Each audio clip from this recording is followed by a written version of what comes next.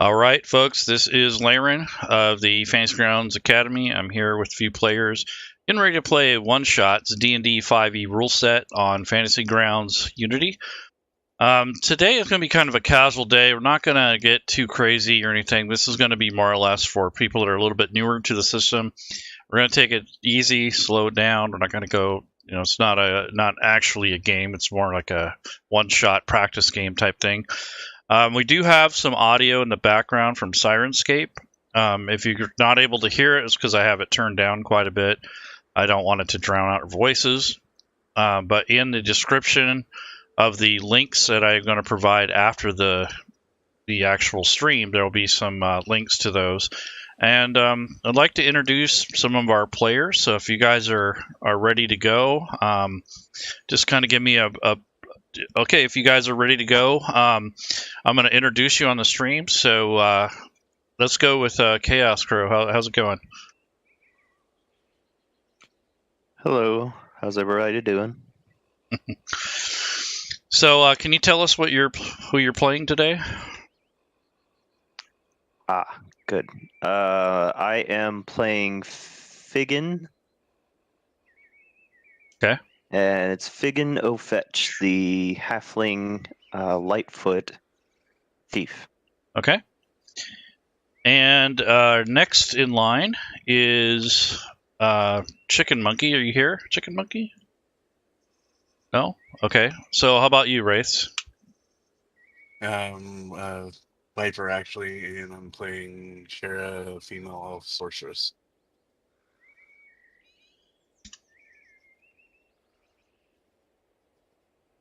Yep. Okay. And both of you have played a little bit. Chicken Monkey, are you around?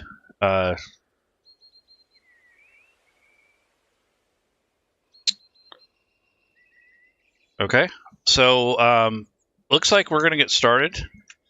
So essentially what we have here is you're along a road. You guys have been traveling together for probably about a month. Been going from town to town, looking for work and such. The amount of work that's been available has been kind of dismal lately. You're actually starting to get low on coin and resources. So you're going to have to eventually stop off into town to kind of get to rest and get reacquainted and look for work. You might have enough money to scrape together to get by for probably another couple days, and then you guys are going to be flat broke. Despite what everyone has been through before, we definitely need. Let's see. So looking at your character sheets, if you have it open on the Actions tab, that helps. That's where you're going to be spending most of your time in the game. But if you want to go to your skills, you can drag and drop those down to your hotkeys to help make that more accessible. If you want to drag your initiative from your main page to the hotkeys, you can do that as well. And then there's an arrow on the bottom of the frame for the combat tracker, if you have that up. And that allows for you to hit the down arrow so that you're able to move to the next turn. You can also shortcut that if you want. Those are just recommendations. You don't have to do that.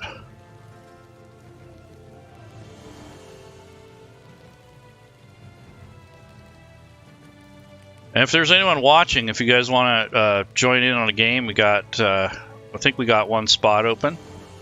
We're on the official Fantasy Grounds Discord. If you scroll down to the bottom, we're under the Fantasy Grounds Academy. We got room for at least one more person, I think.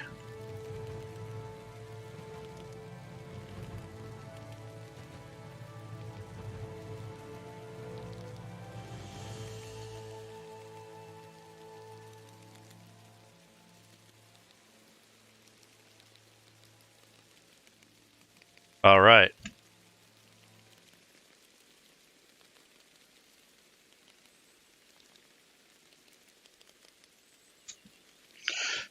Okay, so we're getting ready to continue. So you guys are basically along a dirt road. You come to this town.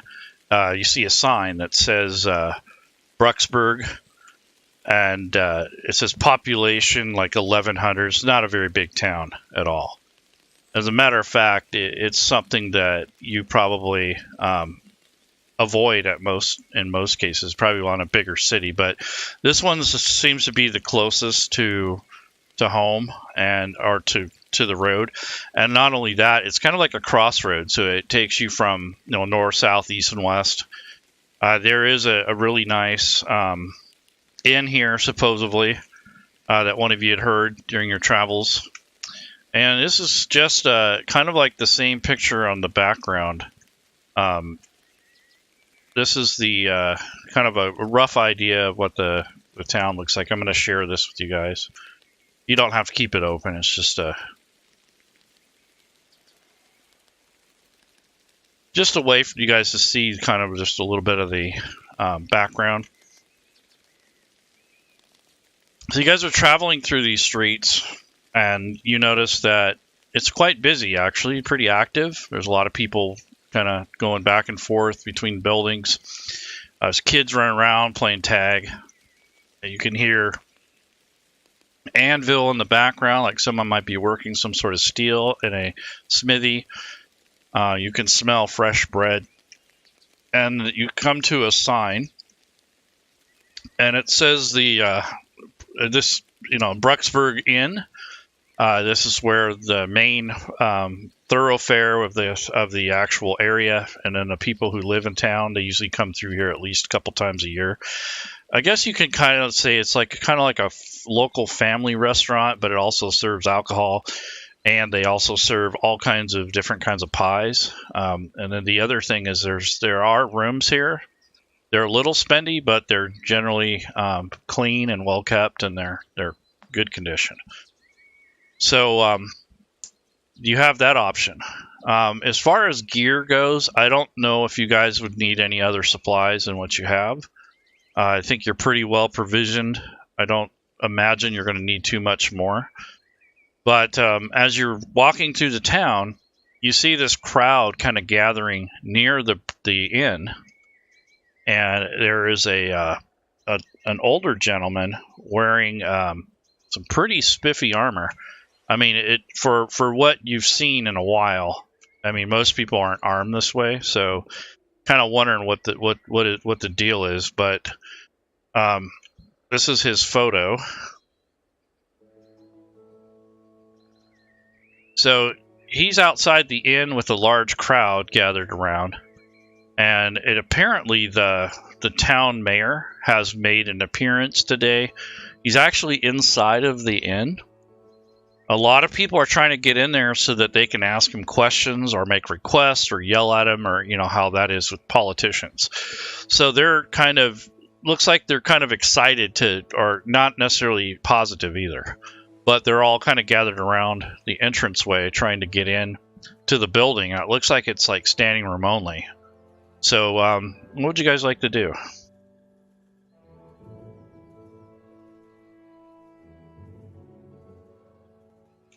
Can I slip in between the legs of these people and get inside?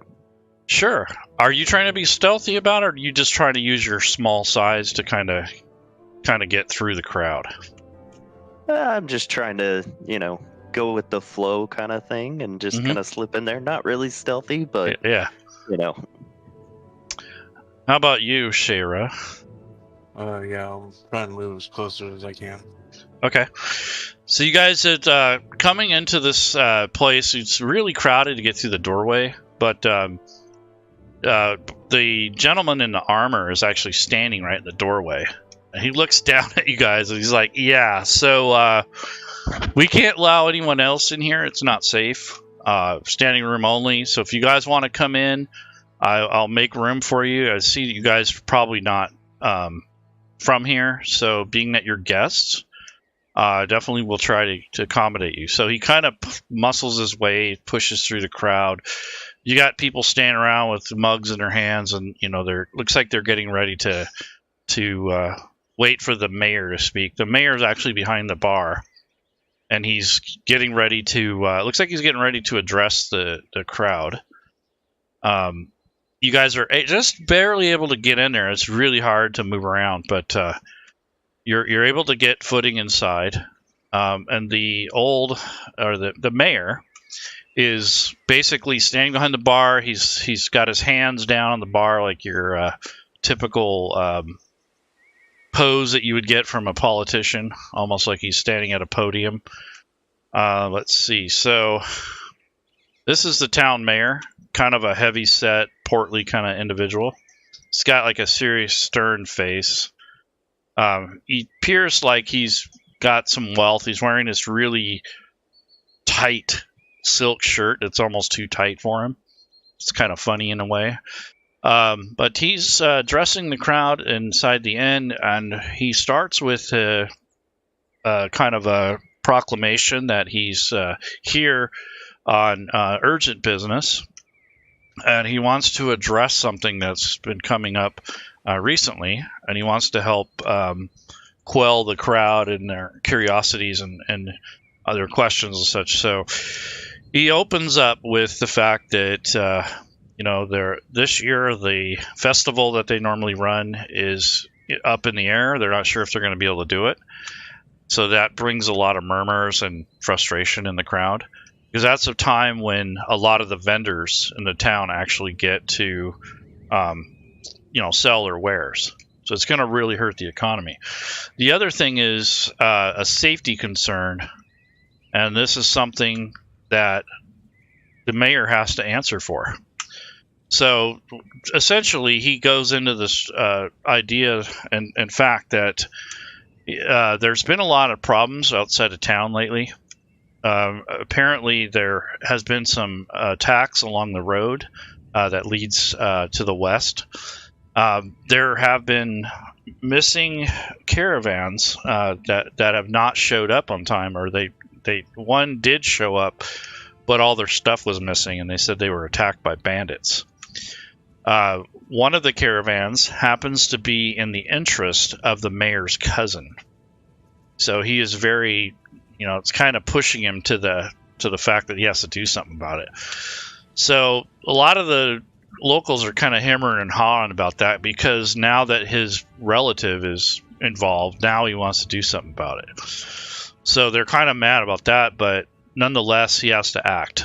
So one of his decrees is that he's looking for adventurers, or for those who would want to investigate what's happening and why these caravans are late, and to validate whether or not it's true that there's bandits attacking along the road.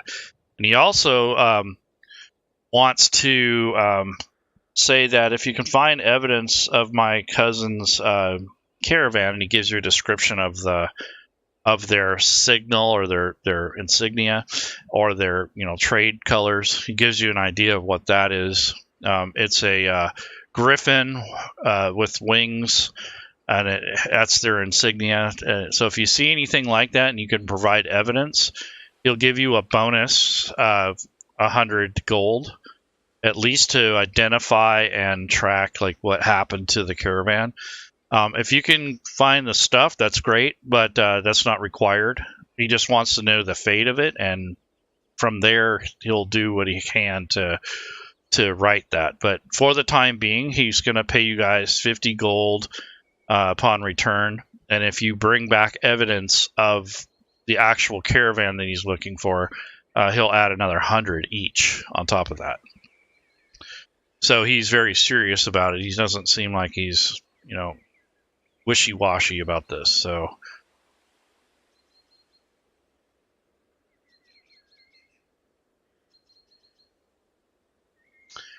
there doesn't seem to be anyone in the crowd too interested in investigating. Everyone's up in arms and mad about all these things that are happening, but they're not willing to step up and actually do the work required. So this is kind of what I think the mayor is kind of playing on that without knowing. It seems like when the people want something done, they want it now, but they don't want to do the work. And when the situation actually requires action, the mayor doesn't act quick enough. So you got a bad situation here where inaction and the unwillingness to cooperate is kind of ruining this whole thing. So you're kind of noticing that just by the reaction of the crowd and by the mayor's body language and just the way things are kind of playing out during this meeting. So you have people who want things done, but they don't want to do the work. And then you got someone who's got the resources, but they're not going to use them and burn them up if no one's going to be willing to do the work. So you kind of have that, you get to the point where nothing happens.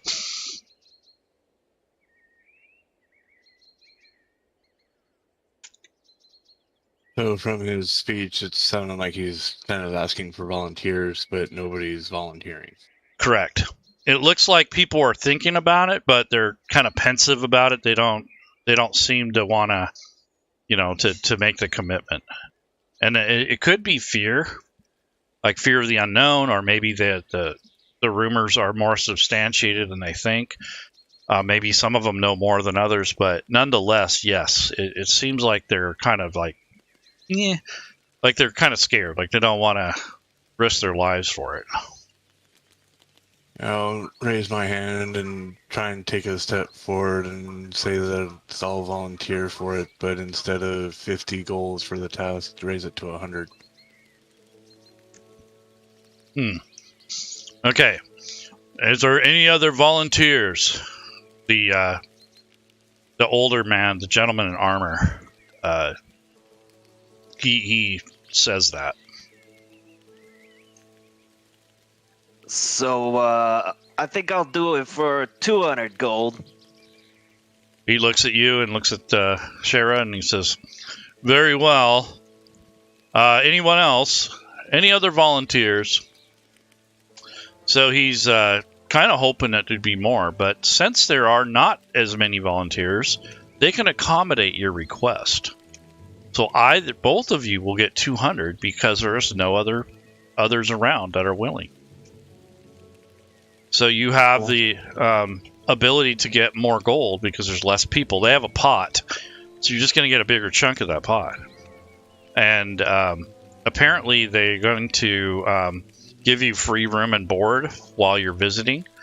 So if you need a room for the night, or you're going to, when you return, for meals, so you guys get free meals and free food at the inn. And then you're also Sounds like a good deal. Yeah, and you're also getting that large sum of gold because there's only 2 of you that have joined. If anyone else joins the table, your cut will be less, and you'll have to negotiate that with them.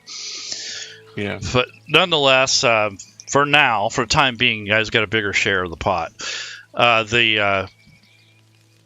The idea that there's some things been happening. The tavern kind of clears out a little bit, like people leave because like the announcement seems to be over with. But they were talking about this crime and what they're going to be doing about this, and they talked about the festival, and then of course they brought up this adventure for you guys. But generally, the idea is that get you guys started in this and to kind of get you used to some of the characters.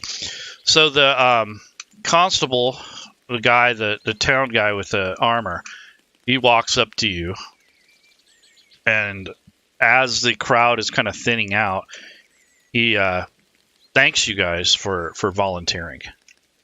He's very happy that you guys have decided to be involved with this. And then he wants to give you a couple more details about the problems that have been happening. So he says that about 3 or 4 days ago, there was a caravan due, and they haven't returned. And the other caravan that's missing was the mayor's cousin's stuff. It's basically his cousin owned the caravan. And that one had come through, but they didn't have their stuff. And apparently the mayor honestly thought that the people in the caravan were lying, that they kept the stuff to themselves. And let's just say that wasn't a very pleasant thing to deal with. But nonetheless, we convinced the mayor that something needs to be done, and that the people that were bringing his cousin's stuff are not complicit. They're not, part of that problem. And that, this is part of that.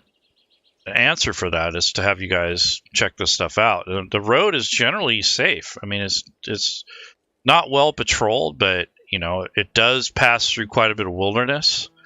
There's probably about a, 10, 15 mile stretch between this town and the next.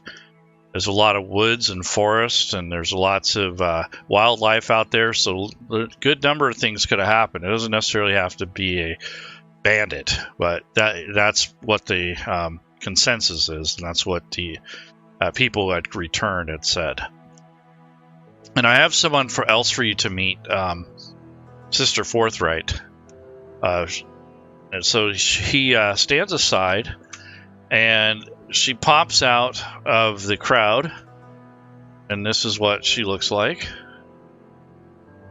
So Sister Forthright has been a member of Brucksburg for a long time. She's one of the eldest people in town, of Brucksburg. She was born at a time when the town was a lot more bustling, and there was a lot newer. And there was a whole lot more activity here. It's kind of died out since she was, since she got older. There hasn't been as much going on.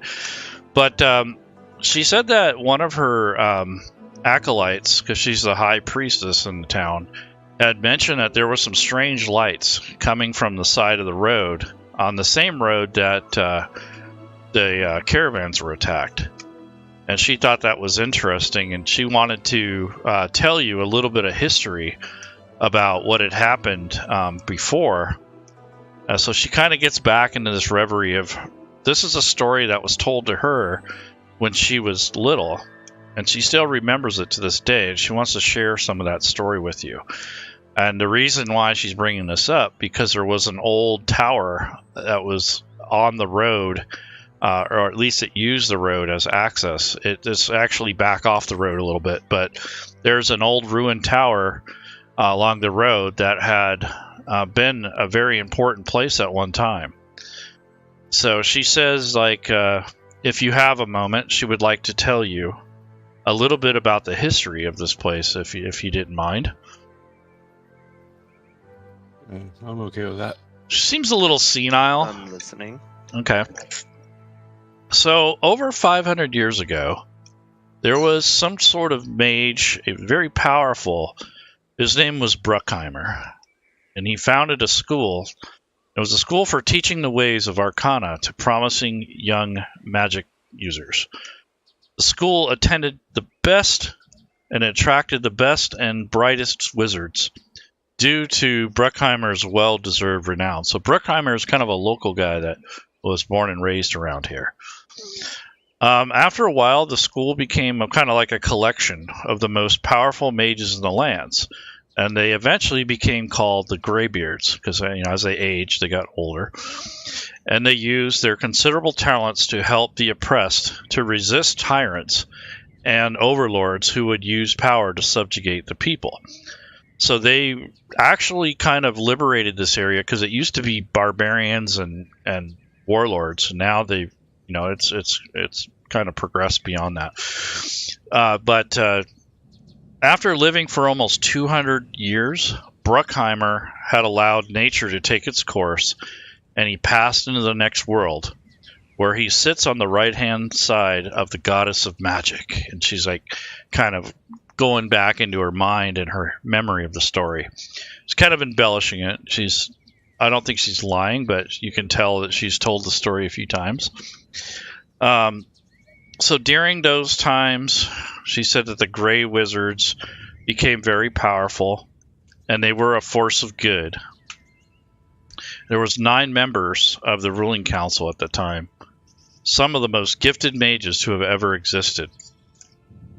After several hundred years, of the Greybeard's benevolent shepherding, there was a talented young man named Thordrin. He was promoted to the council, and he quickly became known as its most powerful member and a strong champion of justice. So this guy came up through the ranks really fast. A very young, talented wizard. He kind of stood out amongst the rest because of his talent, and then he was also a little bit younger. So they immediately said, "Yeah, we want you." Now you're not sure if she's accounting who's who accurately, but it does kind of point out that there was this guy that showed up later, and he became like the head cheese in a sense.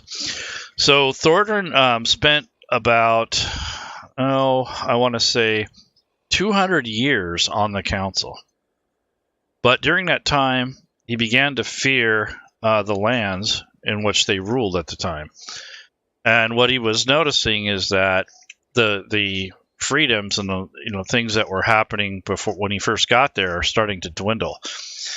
There was a lot of unwielding forces coming through, and they had essentially created a security issue. And he sought out ways for the most accomplished to preserve their wisdom, so should they perish or have any problems, that they can pass down their knowledge. So he was kind of worried about their legacy. So he continued to kind of research into preserving this knowledge, and he wanted to also ensure that there would be those in the future that would guide people in the lands even after they've passed away. So Thordrin began to kind of devolve inwardly and started to create magical experimentations. And what he wanted to do was instill their knowledge into these guardian-like things.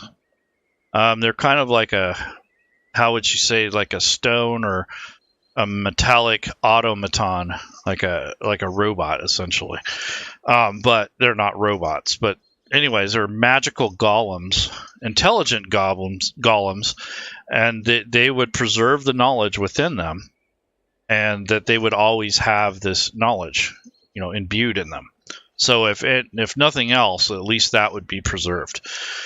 So he began to consider ways to invest his creations into a singular aspect of these golem things, but he couldn't successfully do that without the correct regents and the correct way to preserve them, because he didn't have all the resources and the knowledge to do it. So then he started to change his mind on how he was going to preserve the knowledge into the soul. So he, with his newfound success, he realized that not only could he create the servants and guardians, but he also could preserve his own mind and soul within these creatures and continue his reign. So while he was, researching this, he found out that he can, go beyond what he had initially set out to do. But after a while, the council became a little bit concerned and dismayed about his research and his work, and they kind of despised him. They were a little bit jealous of him, but they were also upset with the fact that he was kind of going down a dangerous path. So a schism had tore apart the Greybeards at that point. So Thordrin and his disciples there was like a civil war inside this tower, or inside this group of wizards. And he had sent these huge golems of animated creatures in this battle against the people who fought against him. So they had this huge fight, and even the people from this town were fighting with the very person that was protecting them. So there was a really bad history here in the town where this wizard had become out of control, and he ended up, creating this problem and this schism, and it just became like this huge problem.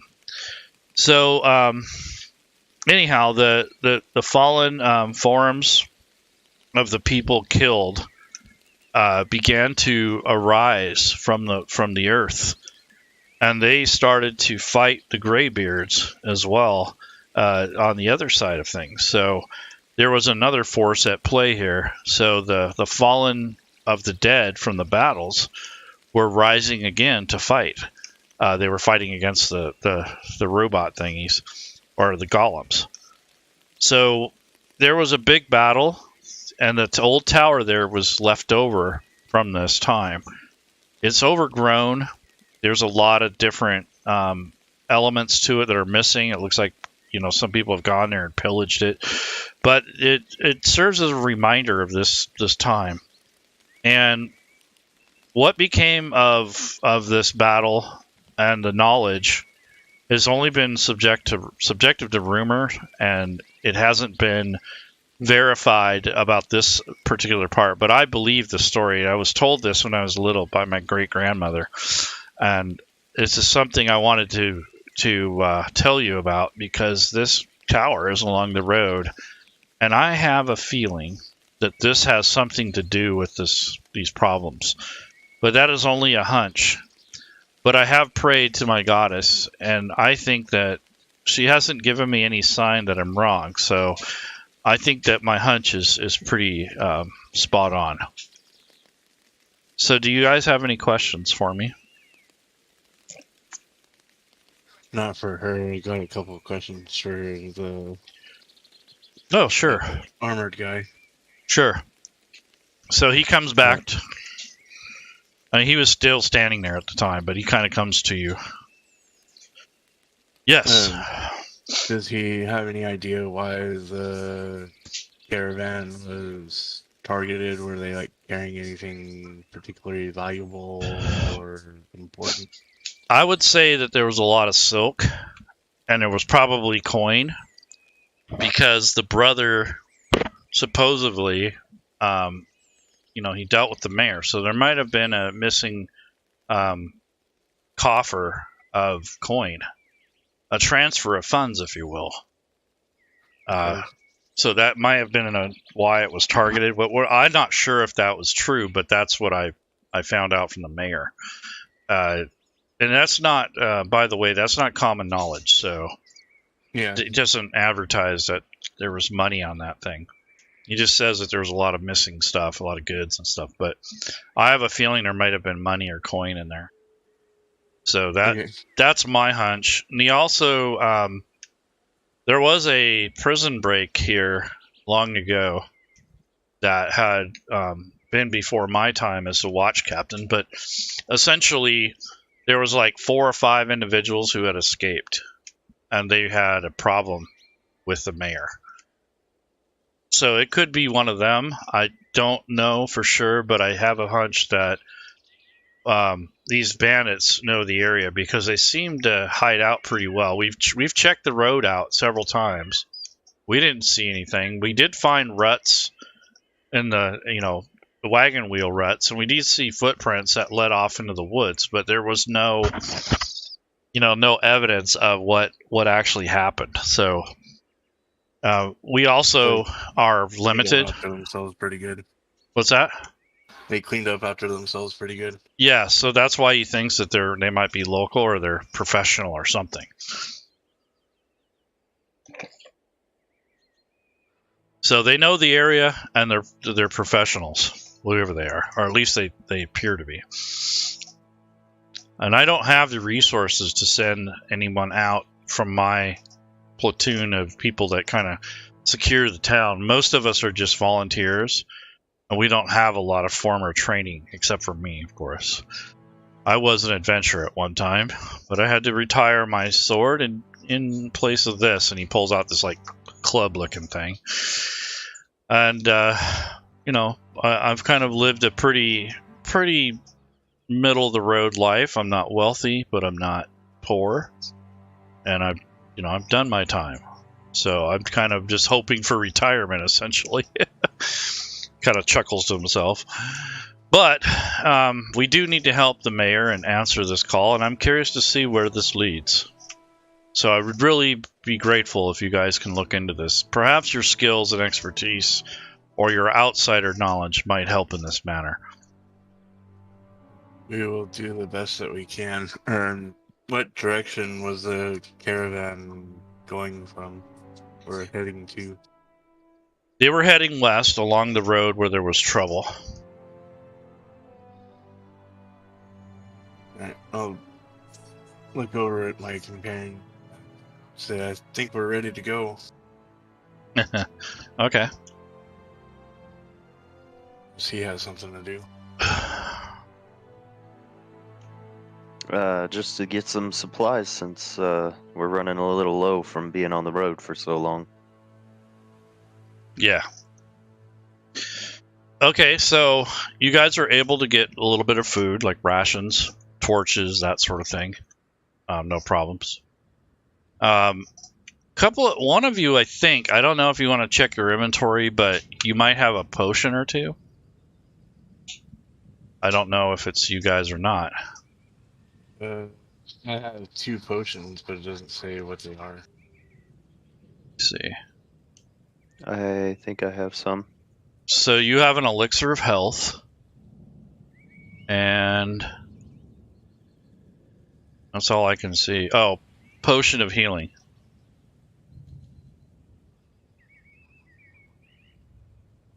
And that should be on your actions tab. Yeah, so you have a healing of potion and your elixir of health.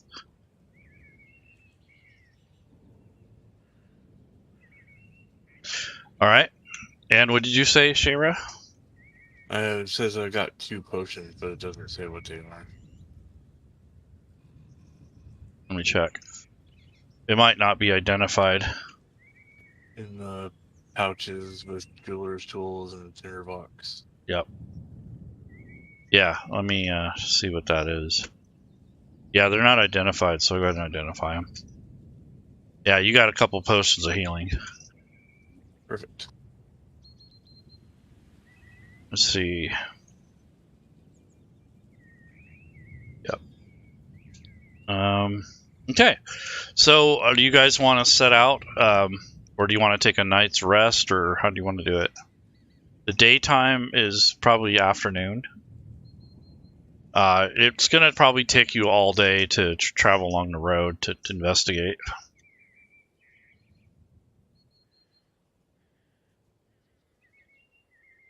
I mean, if it's only the afternoon and we've already restocked, then I would say we can probably go and investigate down the road a little ways for the area that we didn't walk through. Okay. Would we have noticed anything as we walked into the town? Well, you came from a different on the road. Yeah, you came from a different direction, so that's probably part of it. You guys had come from the north or the south or the east. The road's going west, so that's part of it.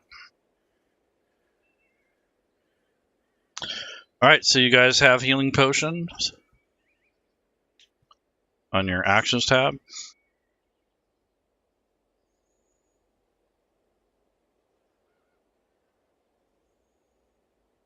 All right. So you guys want to, you can either stay and rest, do a long rest, and kind of get started in the morning, or you can leave now in the afternoon. Probably best to head out now. Sooner the better. Okay. So I want to say that the town folk and the leader of the town says farewell to you, the mayor, and he thanks you guys. And he's kind of like kissing butt, essentially. Like, thank you so much, and like, I hope you guys are safe, and don't get yourselves in too much trouble. And the constable says, just be careful out there. And Sister Forthright says, may your journey be safe and uneventful in regards to danger. So you guys take off from the town. You guys exit the town. I want to say you travel for probably a good solid 2 hours. You notice along the road that there are wagon ruts and some footprints. Most of the prints seem like booted humanoid footprints. Figan, don't you roll a survival check, or even Shara? You guys can both roll it in the dice tower. So if you go to your abilities or your skills and you see survival, yep, just drop it in the dice tower.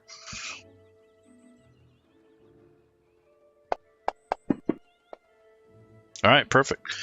All right, both of you noticed that the tracks that you've been looking at have been mostly wildlife, like wolves and birds and stuff like that in the mud. But then you also see like deep wagon ruts where there's low points in the road where there's little mud puddles. And finally, you get to an area along the road where it kind of widens, almost like a pit stop area. Maybe the caravan had stopped.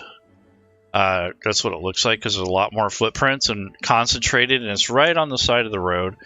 And there's a bunch of wagon ruts that go off in other directions, which kind of doesn't make sense. And they're kind of light, so it means that it's been raining and washing these things out. So it would have been easy to miss. And it would have been very simple for you to, somebody was walking through here and they're not really paying attention. They could have missed that. So it could be that the soldiers who had come out to investigate this, or the townsfolk, missed this clue, because the wagon ruts it doesn't make sense. There's a set of wheel tracks that lead into the forest. So, like, they captured it and let it off the road into the forest. But it does look like effort was made to kind of conceal it. Looks like this is the area where the ambush happened, so they would follow the tracks into the woods. Okay. So after about 5 or 10 minutes, you guys come to a clearing on the other side of the road beyond this little copse of trees. And what you find is like an old wagon that's been damaged. And there's a whole bunch of mud and such around here. It looks like it was dragged back here some time ago. It's in disrepair. Looks like the top of it's been taken off, which is really strange. But it's basically gutted out. There's a whole bunch of like moss and like shrubs and stuff growing by it. So it's been here a little while. I wouldn't want to say that it's been here for years, but it's been here for a while. It looks like whoever was here has been long dead. You find a couple bones, like the femur of a horse. So this one might have been here a little while, as opposed to the ones that they had described. Yeah, it looks like it's been here way too long. But it's showing evidence of distress, like it was attacked. Like there's broken arrow shafts sticking out of it. And did the mayor say how long ago the caravan went missing? I think about 3 weeks ago. And then the most recent one was like a few days ago. Yeah, this has been here way too long. Yeah, probably at least a year. Any signs of recent activity? Actually, no. A lot of the footprints that were here are kind of filled with mud, or they've washed away. But there are a couple footprints, and they look like somewhat heavy booted footprints, like maybe a person had some form of armor. So that's one way you can tell if they've been armed or not. And then the fact that there's broken arrow shafts and stuff. So it looks like whoever it was armed, and they had armor on because of the depth of the heel. There's a couple heel prints around the wagon and around the mud there, where all that debris is. You're able to see some of the evidence of it. You do find an older set of tracks that leads away, and it goes further beyond the wagon away from the road.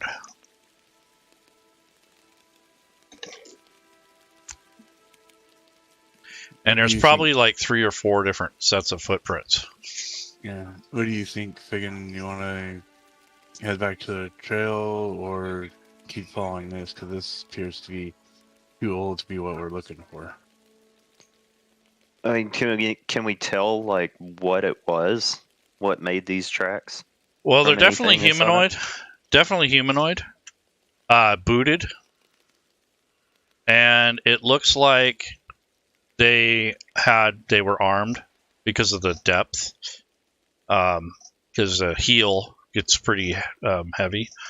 So all that extra weight pressing down. So whoever it was, they were armed. Okay. Yeah, I think we should probably kind of check out a little bit more around here, around this wagon, to see if there's any fresh prints in the area.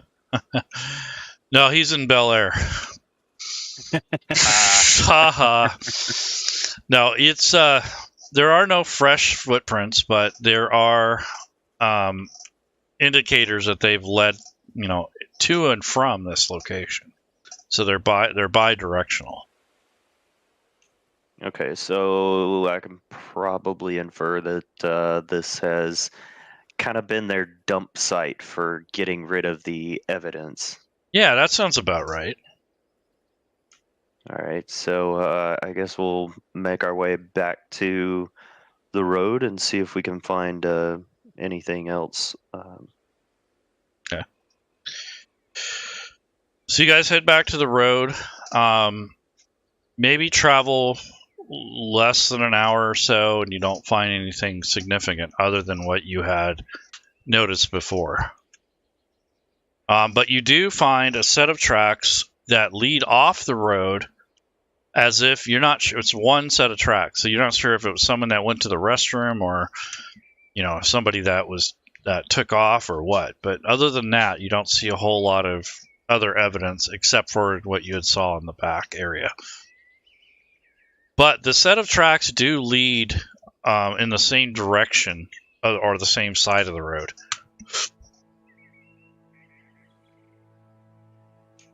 Guess we'll I will follow the tracks then and see where they lead.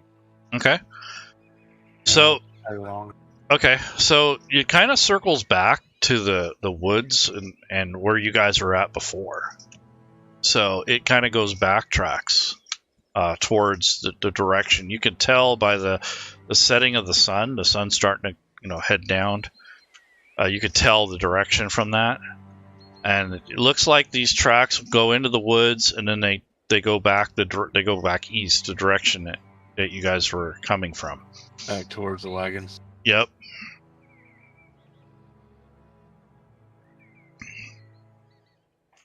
I wonder if it might be a good idea for us to hang out up there by the wagons and see if they return, and then maybe we can just follow them back.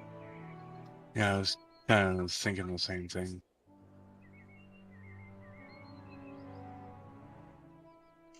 All right, lay in an ambush for the night. All right. So you guys are going to circle back and find the tracks and lead and go back towards the direction they went. That's the way I'm going. Okay. So I want to say maybe hour and a half or so, you end up coming to an area that's like a clearing, and you can see like a glow coming from the horizon, I guess, through the trees. You imagine it's some kind of fire, like a fireplace, or not a fireplace, but like a campfire. And you can actually smell just a really faint smell of wood, like burning material, wood. Although it does have kind of a nasty tinge of some plastic, not really plastic, but something other than wood. Burning refuse. Could be, yeah. That's what it smells like. I'll attempt to stealth closer and see if. Okay. What's going on? All right. So if you look at your map that I popped up there, grab your token. Figuring you might not have the vision that you would normally have, although that will help with your stealth. Okay. So, Shara, you have natural dark vision, so you should be okay. Yeah, I see stuff pretty good. If you move stealthily, you're only allowed to move 15 feet per round. So what I want you guys to do is go ahead and roll initiative, just so we can get that out of the way. So that's on the front of your sheet. You just double click on it and that will roll your initiative.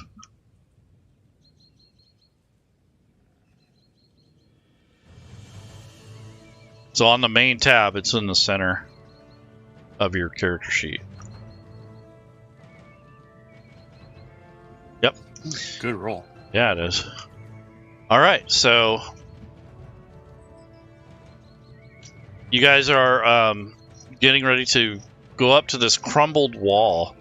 It looks like an old fortification. You can kind of barely make out the outlines of this big round tower. It's kind of dilapidated. It doesn't look like it's been active in a long time. Kind of give you an idea of what it looks like. Let's see.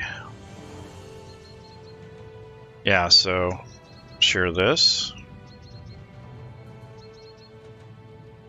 So from the outside looking in, this is how ruined it is.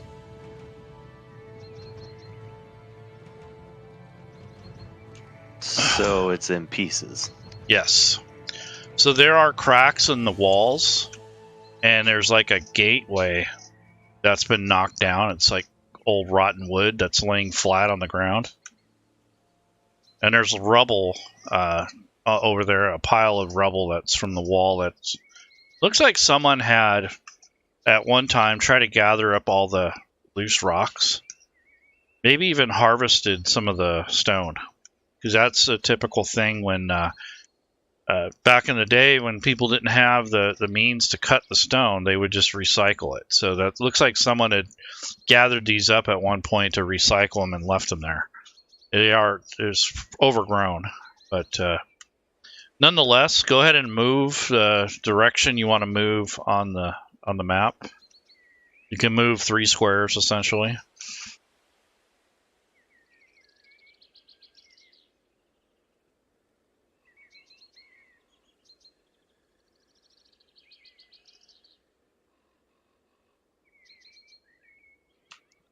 Am I supposed to be able to see Yep. Shira? Yeah.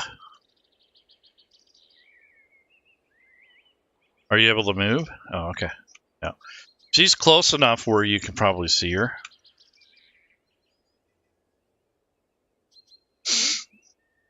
Okay. So you guys move there. You guys hear the crackling of a campfire, and you can hear some chuckling going on from beyond the crumbled walls. You see shadows being cast from the fire onto the wall of the crumbled tower in the background. Sounds like people are partying out here is what it sounds like. Nice. I'm going to continue to move closer until I can kind of look through one of the cracks and listen to what's going on the other side. Okay. So go ahead and roll one more stealth check and move your token. So you're kind of creeping along. You stop for a moment to listen. Go ahead and move.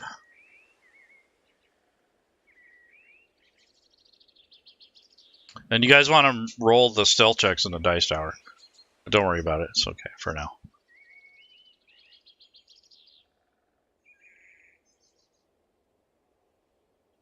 Okay. So I'm not sure what your token is seeing, but there is a crack there in the wall. You notice some movement going back and forth through the crack. You see some armed, kind of lightly armed individuals wearing like leather armor, and they have swords at their sides. So they don't look like normal normal people camping out here. They have some sort of armaments. And they're drinking. It looks like they're passing around some sort of flask. I'll give you just a rough idea of this, kind of what you would be seeing something like this, but at a distance. So they're hanging out, partying by this campfire. There's only 2 of them though, not 3, and they're kind of hanging out by the campfire, sharing stories. They don't seem to be on alert. Can I hear what they're saying? Go ahead and roll a perception. So over the crackling fire, you would roll that in a dice tower too.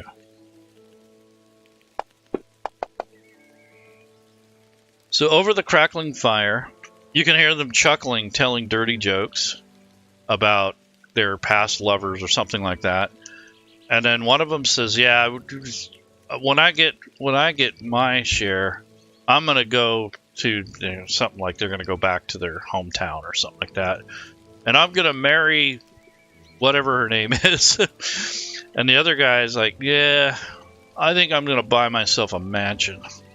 So they're already kind of like they're speculating on what they're gonna get for their cut of whatever it is. So they're talking about something like something maybe related to their recent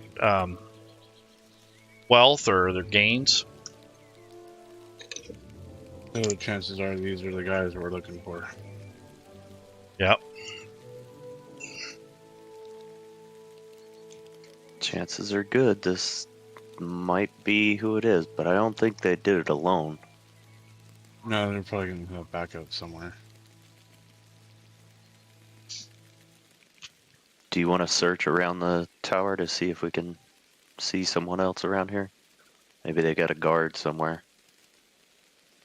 Yeah, you're probably going to be more stealthy than I am. I'll keep an eye out over here. All right. All right, I will make a crow call if I get into trouble. Copy. Cool. So go ahead and move your token and make a stealth roll. Can I ping on the map to show you like what I'm pointing at? What you want to do is you can draw an arrow. So if you hold down your left and right mouse button and you drag the mouse, you can draw an arrow in that direction. Yeah, like that. So right here, is that the kind of the broken down doorway? Yep. There's a partial wall there, and that's the main entranceway. But there is a crack that you might be able to fit through right in front of you.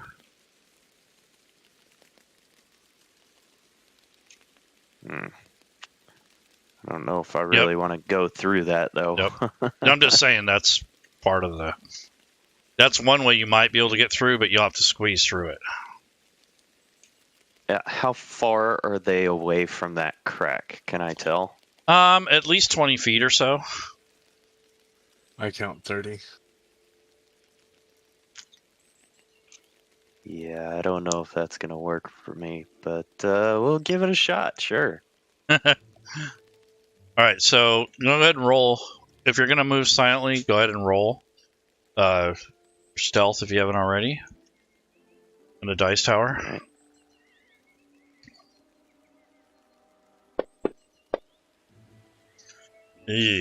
Okay, so you get up close to there, and as soon as you put your hands on the wall, it starts to crumble.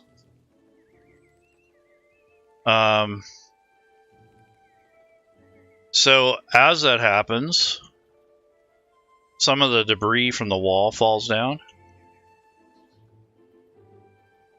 And at the last minute, you're able to kind of dodge, kind of rolling yourself along the wall to get away. And all these rocks come tumbling down from above or on the sides of where you were trying to get in. And you hear this, "Hey, what was that?"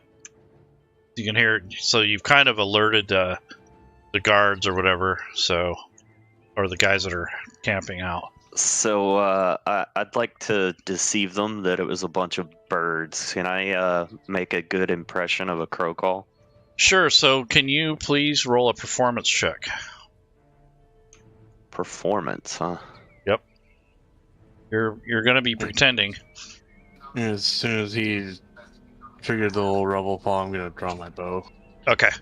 I mean, do I get any bonuses for this since my deity is actually likes crows? I just thought. Yeah, I'll allow that. So you can roll with advantage. Sure. So click the ADV button down on the bottom there underneath the chat window. And then I want you to roll. Hold on. ADV. All right. Click. Just click that. And then you go to your abilities or your skills and just double click on the performance. Nice. Yeah. So they stand up, they look around, and they said, it's just those damn crows again. That's what they say. And then they go back to their drinking. So you heard them actually say that. So, yeah, you're sweating and everything. And they go, yeah, just those damn crows. They did exactly what you hoped. Yes. That was clutch. If you hadn't have made that call there, it would have dropped a 9. So that would have probably been borderline in regards to your performance. Hey, I made it. That's what counts, right? That's right. And you made it with flying colors. So you did your best impression ever of a crow. What I can imagine that you picked up a branch or like a piece of a stick and kind of scuttled it along the stone to make it sound like they're little claws. Claws on stone type thing. Yeah. All right, so and then you might have like pecked the wall with a stick to make it sound like they're beaks, like they're trying to get bugs out of the. That's what they're doing is they're eating bugs out of the cracks in the rocks, and they created that crumbling rock problem. All right, so good job. So now that you've reestablished your stealth, essentially, go ahead and move your token either to the left or to the right. So you're not directly in the... Using hand signals, I'm going to kind of shrug at Shira and point left or right. So you go ahead and move 5 feet in one direction or the other. Just because you rolled out of the way. Biggin.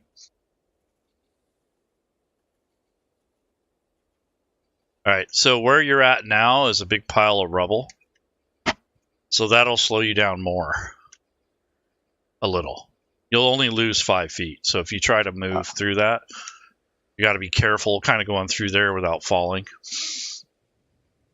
So you can move 10 feet essentially from there. Oh, okay. Looking at Shira, does she want me to go around the corner or continue towards the big open doorway?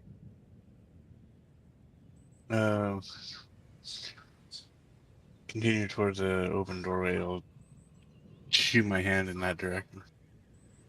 Okay. I will move 10 feet in that direction then.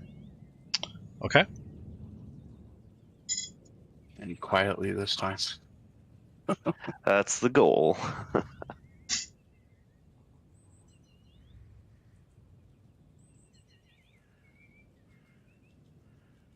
All right. Do you need another stealth roll on that? Yes, please. Whenever you stop and move, you kind of have to roll again. All right. So you very carefully pick your way through that stonework there. You take note that if you were to crouch down behind it, it would provide a little bit of cover. So you do note that in case something happens, that you might be able to use that as cover. Partial cover, that is. And you also have a wall. So you have good cover there. So you want to pass your turn to Shayra? Yep.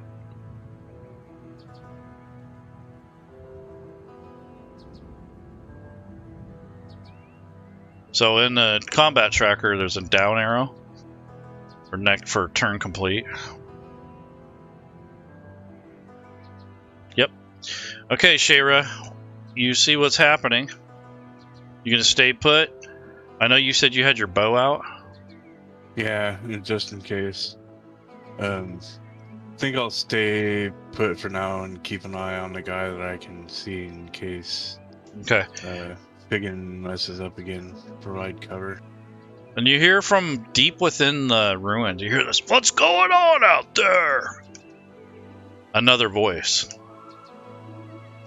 And the guy that you are looking at through that crack, you know, you can see him, right? Yeah, I can see him. You have your bow kind of beaded on him. He shouts back, "It's nothing, RML. It's just a bunch of crows."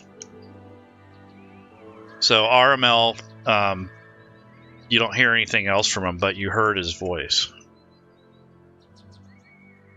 So that's now at least 3 people. Yep.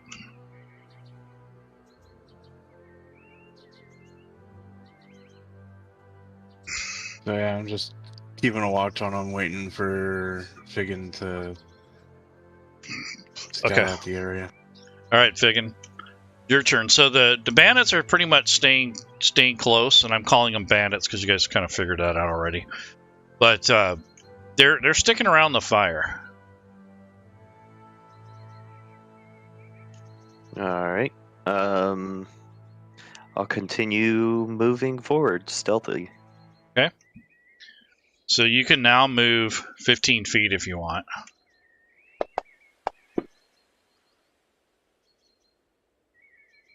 Okay.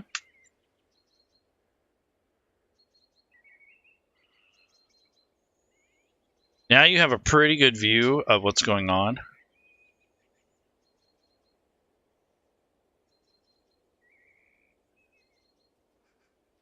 So you can see them by this fire pit, and they're sitting there talking, drinking. You do notice a pile of rubbish on the fire, so you've confirmed your suspicion. They're burning pieces of wood, but they're also burning like clothing or something, fabric. You're thinking, "Oh my God, I hope it ain't that silk." So, you've already moved. So you're looking at these guys. You're out in the open, essentially, but you're kind of crouched down. So what would you like to do now? You're just going to stay put, or you can pull out a weapon, you can do whatever. That you can't move anymore. I guess I would make sure I got my probably my bow, I guess, at this range. Okay. So you got your bow ready. Anything else you want to do? Say something, or or probably not. No. I think I'll hold steady with what I got right now. Okay. So go ahead and pass your turn. Can I hold action if they start You moving towards me? I will shoot them with an arrow. Correct. So what you want to do is on your actions down below, the standard actions on your actions tab, click on the ready action. And what that does is it just places a little note or reminder in the combat tracker. And if you don't use it before your turn comes around, it just expires. What is the... It's a little button on the bottom of your... So on your character sheet, where it says mode on the actions tab, okay. You want to change that to combat and actions if you don't already have it that way.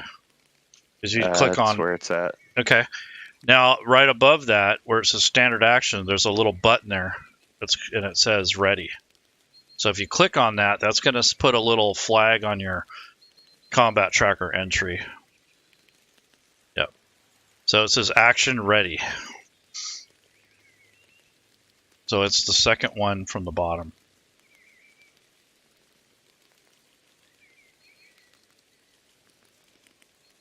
And all you have to do is click on that little running man. Yep, just like that. There we go. And it expires after a round. Okay. So that just means you don't get the ready action. Okay, Shayra. You might as well put the ready action on too, unless you're going to make a move. Yeah, no, I'm gonna take an action. Okay. Since they're under our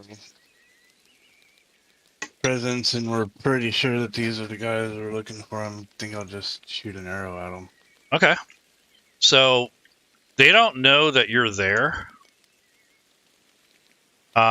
So if for instance, I'm going to give you advantage on this because you're kind of shooting, at a distance, but it is kind of dark. But you have light that you're shooting towards, so that shouldn't be too much of a factor. That wall makes it kind of a trick shot because of the angle. So I'm going to have you you're going to get advantage on the attack roll, but you're going to get a -2 just because it's partial cover. It's not actually cover, but... So I want you to click on -2 on the modifiers, and then advantage, of course.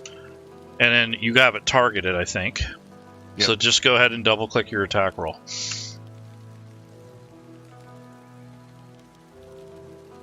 Wow. So that arrow, I don't know if Figgin was ready for this yet, but you hear that arrow go zinging through the air, and it lands right into that guy. So go ahead and roll damage. Crap damage. So you hear this, ooh!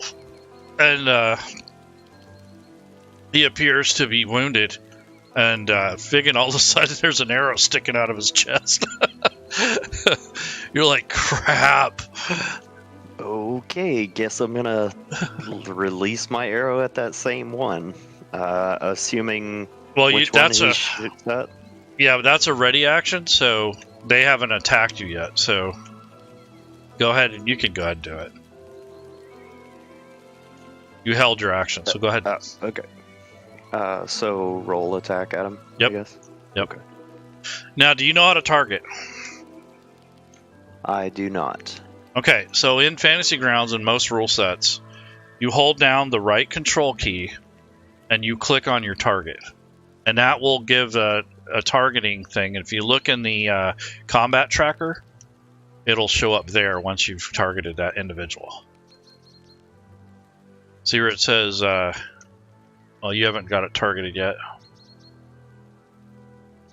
So you just hold down the right control key. Yep. You see where it says targets bandit 1 in the combat tracker? Yeah. That's how you know it's targeted. Now all you have to do is you're going to roll with advantage because this is like your first time you've attacked. They don't know you're there. So you click the ADV button and then just, yep, there you go. Ooh, that's crazy. Go ahead and roll for damage again. Just double click on the damage, yep. Nice. So that bandit is he's hurting for certain. He's got quite a bit of damage on him now. I don't know what you guys did to him, but he goes slumping down and crashes to the ground. So he's essentially, you hear him go, ah, like a death cry, and then he goes down to the ground. The other bandit pulls out a scimitar. Oh, you anything else, Shayra? Yeah, I was gonna move out of the way, but go since ahead. The guy is dead. Yep. You can still move. Yeah, I'll move to there. All right. Okay, so you hear this, what's that? You hear that other voice again.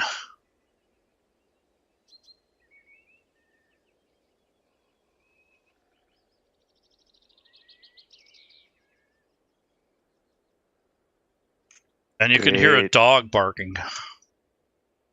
You just woof, like this really loud sound of a dog barking. from within the ruins.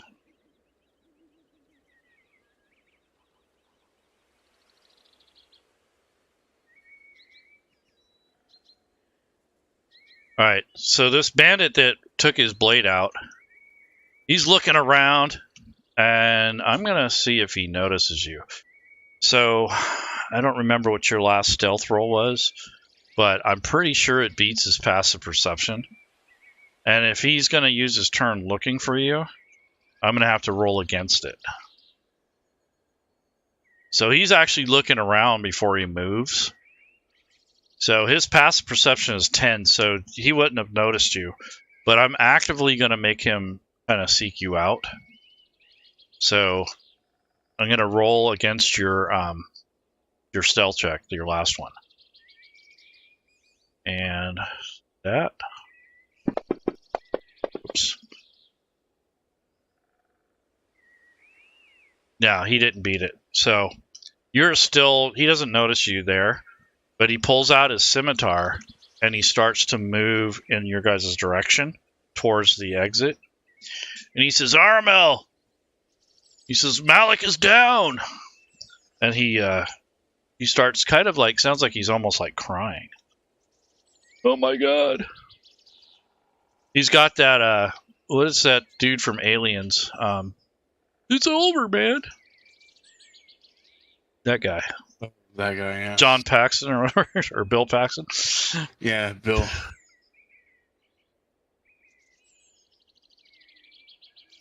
So he cautiously moves forward, and he's kind of looking through the cracks and stuff, trying to find out where that came from.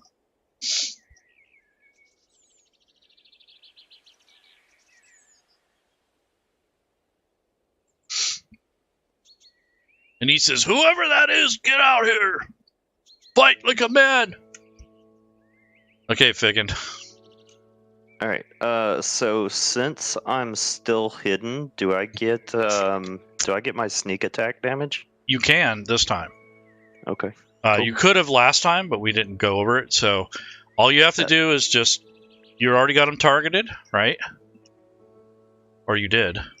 Go ahead and target this guy first. So hold down the control key and then click on him. I think you had the other guy targeted. Yeah, the second guy's Yep, he's dead. dead guy was targeted originally. Yeah, so target bandit number 2 now. Yep. Now Got double click your attack roll. Alright.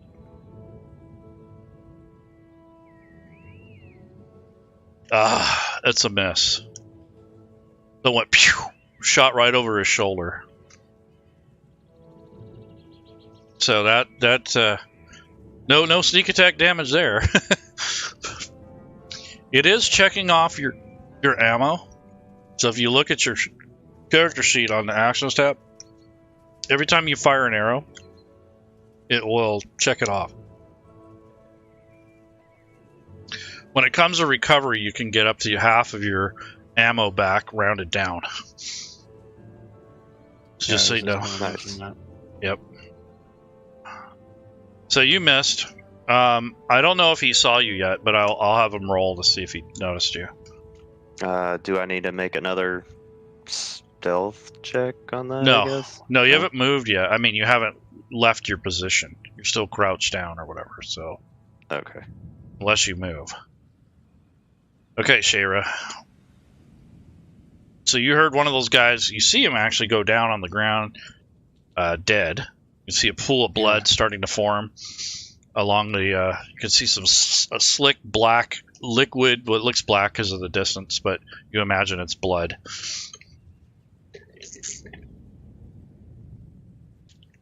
And you see your buddy crouched over there. Crouched down. Figgin's like... Yeah, I'm gonna move to there, see if I can get a better angle on Okay. the guy that I can see. And nope, Yep. I removed him from vision. So that was 10.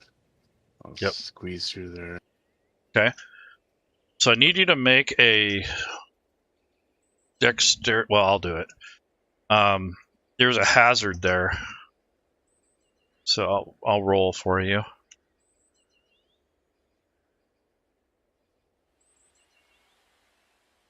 Yeah, so you're able to squeeze through there without creating pit, another rock fall. It's a little wider than it was last time anyway, so you get through there. And you can move 5 or 10 more feet max. Because that counted as 10 feet to get through that. Yeah, and I already moved 10 feet, so I got 10 feet left.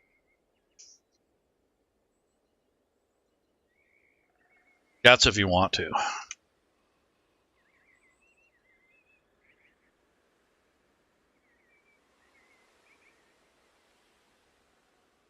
I'll cast a spell at him this time and do Chaos Bolt. Nice. And that's a miss. Dang it. So, check off that spell. That sucks.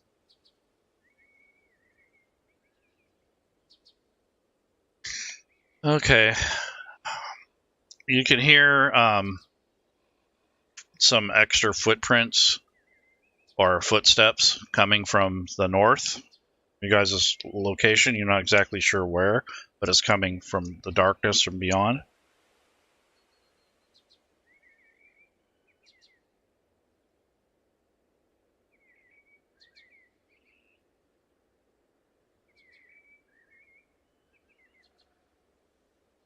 Probably from over there somewhere, because I keep seeing a green moving light.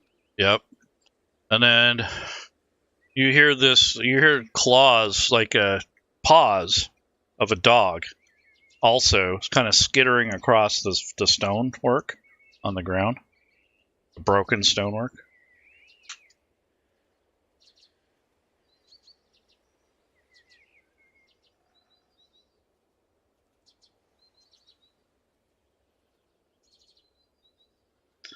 So this thing comes ripping around the corner, and there's this big, hideous-looking dog.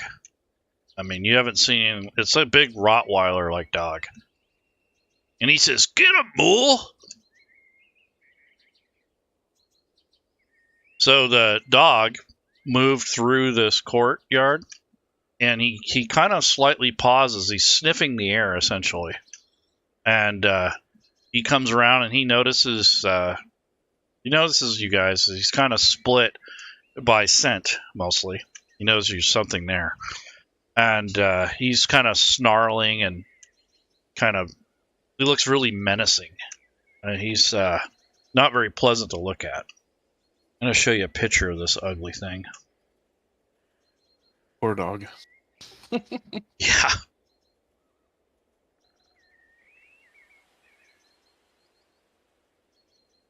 Let me see. Here we go.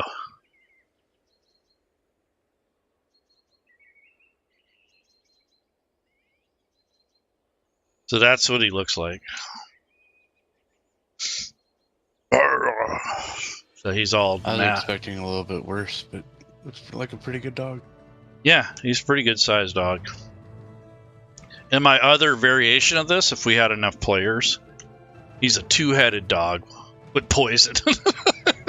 Nice. Yeah, but we can't play that tough, so so that's our option there.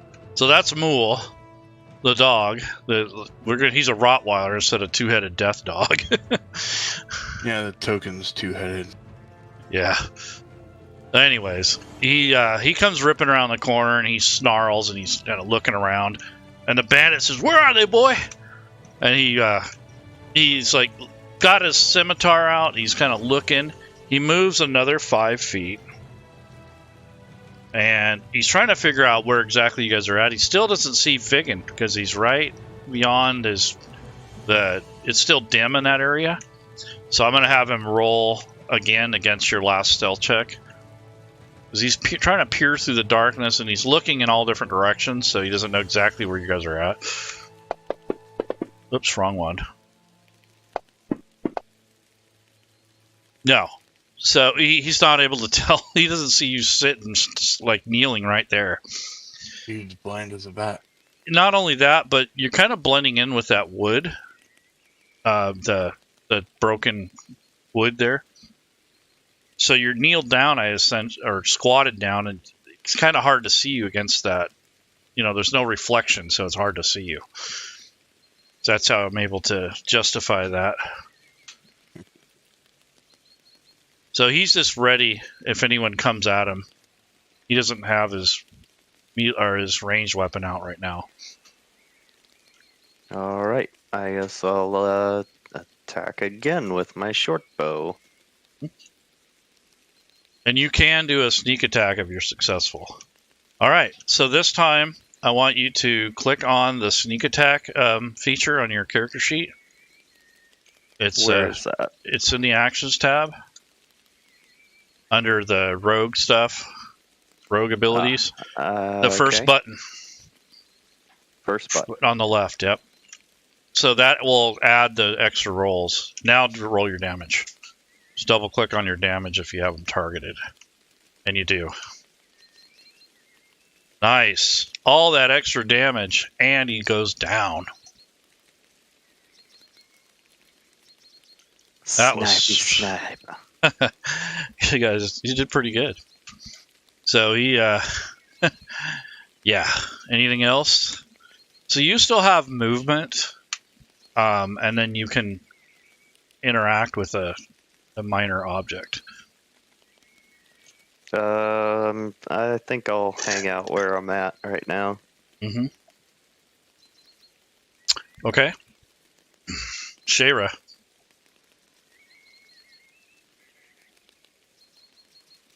Alright, I'm going to cast Scatter at the dog and see what that does. And he succeeds. Darn. There's nothing else? Just to move out of the way here.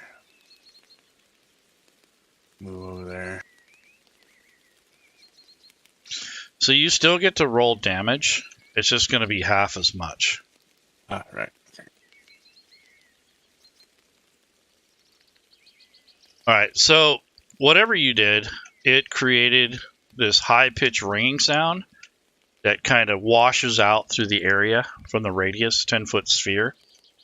And being that's the case, inorganic material like stone or crystal is going to have problems. So I'm going to roll that saving throw for you again for the wall crumbling. Because you're right by the wall. Okay. Or a wall. So you failed. Oops. Ouch.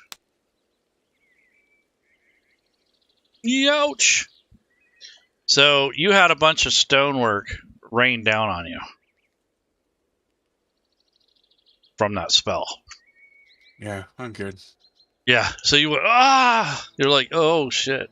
All that debris fell on you from the walls. But you're still alive.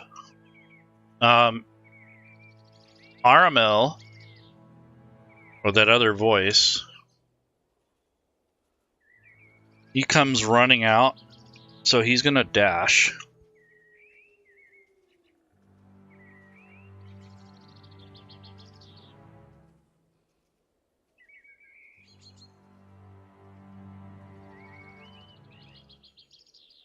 So he comes out and he pulls out his blade. And he's basically got a ready action. So anyone that tries to attack him, he'll just try to chop him. He's got a scimitar and a dagger in his hand. Now Mool comes over towards Figgin. He gets advantage on perception checks. For smell. Okay. So he has advantage on checks on saving throws. Okay. So he is going to roll his perception using his sense of smell.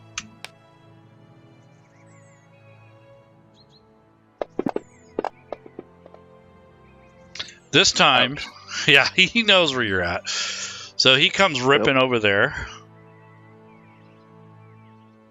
And he tries to bite you with one of his vicious bite attacks.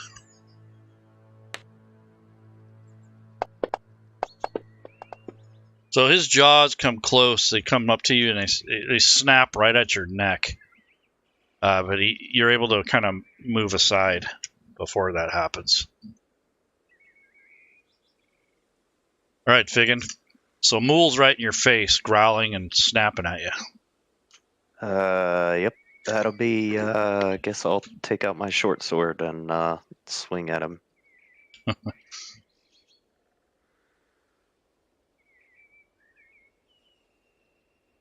Nice.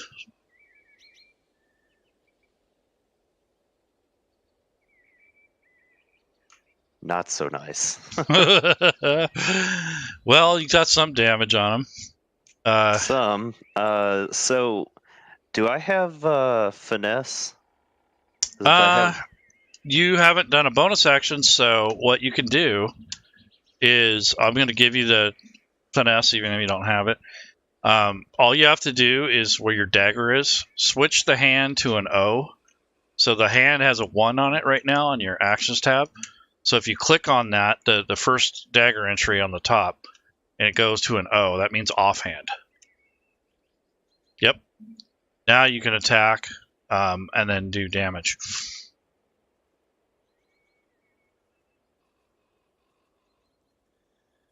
Yep. And now roll damage. And all that does is it cancels out your strength bonus if there is any. Now you can switch it back to regular, to one hand. I mean, I'll probably just stick with that for now. Okay. So that's essentially how you switch between the two-handed and that sort of thing. Also, if you had a shield, neither of you do, but I make an effect that cancels out your shield bonus until you've re-equipped your shield. But you guys don't have that issue, so. All right, so Figgin, you're able to connect on that second attack. You hear this like a yelp. Clearing the dust off Shayra and the rocks, you feel a little bit hurt there. You got a nice little, probably a minor concussion. Yeah. The standard action to quaff a potion or a bonus action? Standard. Yeah, I'll do that. Heal up a little bit, just in case. Yep. You just have to drag it to yourself. Yep. So drag the effect, or the plus button to your token or to the combat tracker. Yeah. Yep. There you go. Cool. So you're feeling a lot better. You feel the energy that's generated from drinking this kind of this semi-sweet reddish liquid. It goes down your gullet. It's like almost tastes like, at first it tastes kind of chemically, but the back end of it is way better, and that little headache and knot that you feel in your head, it feels like it's subsiding. You can still move. Yeah. Kind of backed up into the corner here. I'll stay put for now. Okay. Okay. Aramel says, You killed my minions! He's all pissed off. I don't know if he notices you yet, so I'm going to check that first. He's just saying that, not really looking right at you. He's saying that to, probably over to Figgin. I don't know if he notices you yet. Let's see. Yeah, because I'm still in the shadows, it looks like. Yep. No, he doesn't know you're there. So he's looking over at Figgin. So I think he's going to move in that direction. And he'll just say, Get him, Mool!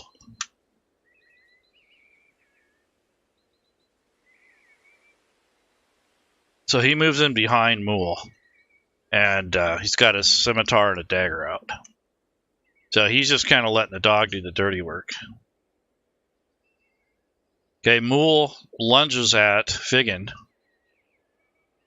with a biting attack. And he misses. His teeth just snap the air. This clack and nothing. He's snarling and he's frustrated. He's trying to grab you. Like, I think he's trying to grab your neck or your arm. You know how dogs are. You got me worried over here for a second. Yeah. All right. Swinging with my short sword.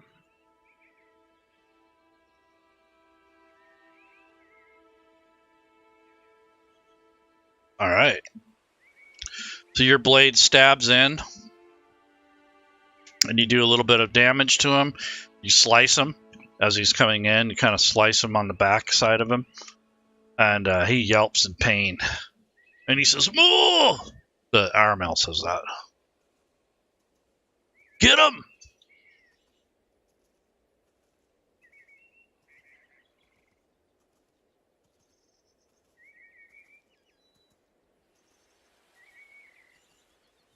Nice.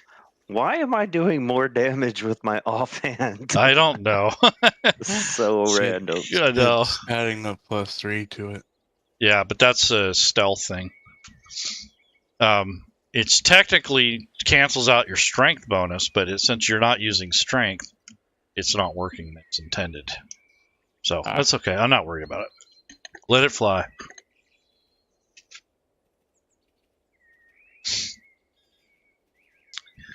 All right. So anything else? I think that's it. I will pass my turn. All right, Shira. Okay. Feeling better. Yeah. Cast magic missile at 2nd level, so that'll give me 4 bolts. Nice. And I'll do 2 towards the dog and 2 towards Okay. Armal here. Yep. You know what you're doing?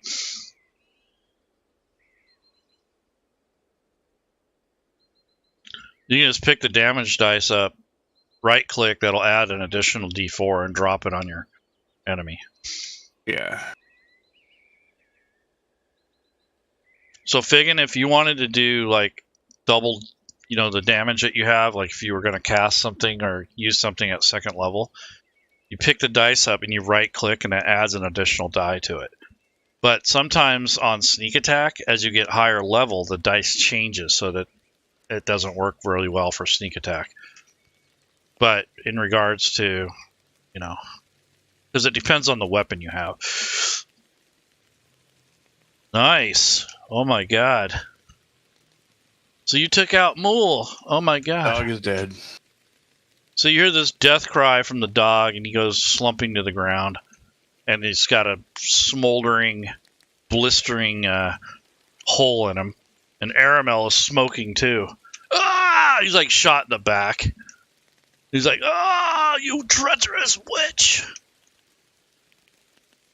Anything else? You can move too, if you want. Yeah. Or you can stay put. Okay, you're able to move. Yeah, I was going to say, you don't have to move just 15 feet. All right, so you're out here in the light.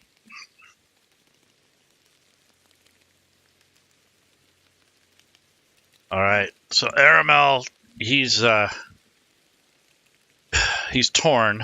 He doesn't know who to attack. He's kind of like standing there looking at both of you, not sure which way to go. So what I'm going to do is I'm going to roll a weighted roll. So 1 to 4, he goes after Figgin because he's closer. 5 to 6, he goes after Shara because she finished his dog off. Alright, so he goes after Figgin. So he moves in. He kind of wades in carefully. You can see that he's been trained, Figgin. So you're kind of concerned about his movement because of how he, basically how he moved. So he takes a scimitar and he swipes it at you. Unfortunately, he dropped that scimitar. So he either has to forego his second attack because he's got 2 attacks to recover the blade, or he can try to lunge out after with his dagger. So I'm going to have him go after you with his dagger.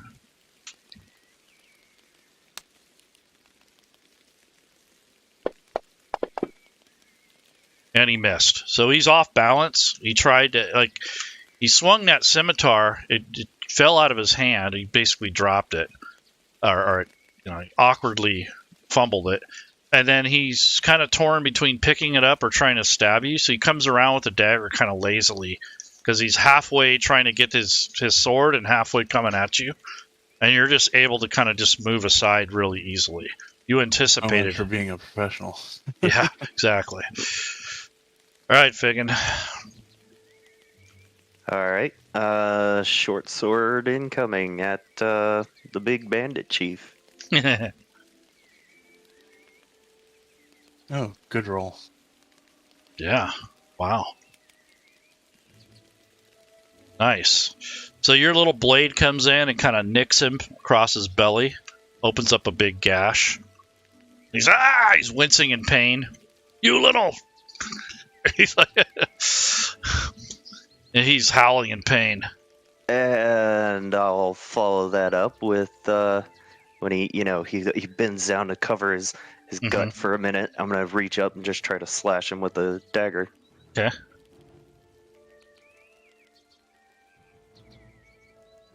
Aw. And I miss that. Yeah, he's just too short of reach. Like he kind of like he's trying to go for his weapon. So when you stabbed out, he kind of moved out of your way. Did an unexpected move. So he's doing a Captain Kirk where he does that. What is that thing where they roll? He like does a cartwheel or whatever, or he like goes down into a roll to pick up his weapon. Oh, combat roll. Yeah, he goes in and grabs his weapon and he like pops back up. So that's probably what he's trying to do.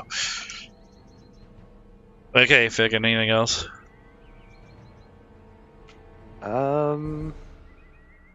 He essentially. I can't use my disengage action, so I think that's it. Okay, Shayra. So he essentially is moving to the west. He moved one square to the west. Okay. I'm gonna cast Chaos Bolt at him. Hope he'll hit this time, and it does not.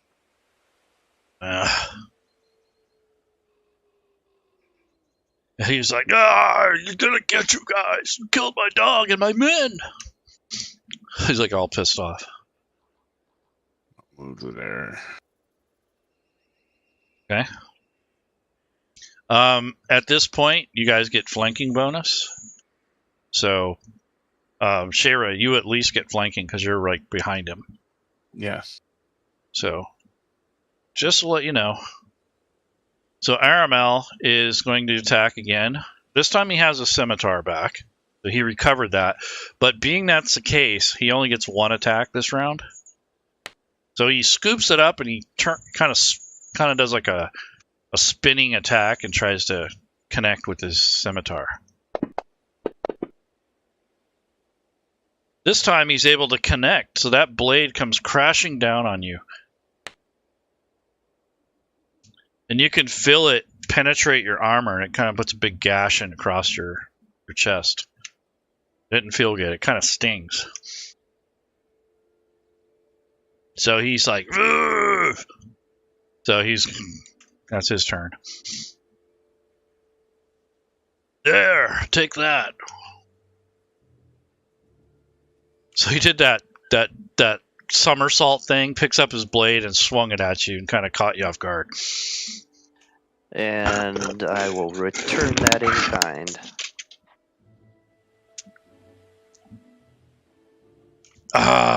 Or not. Watch you do well with that dagger. Nope, this time it didn't help you. Dang it, I cursed you. Yep. Sorry. Also, you don't have the guy targeted anymore. That's okay. Sorry. You don't have to. Do I have flanking? Yeah, you should. So go ahead and do another attack. Yeah. Go ahead and do that. Gives you advantage, and you can also use your sneak attack, I think, too. Mm-hmm.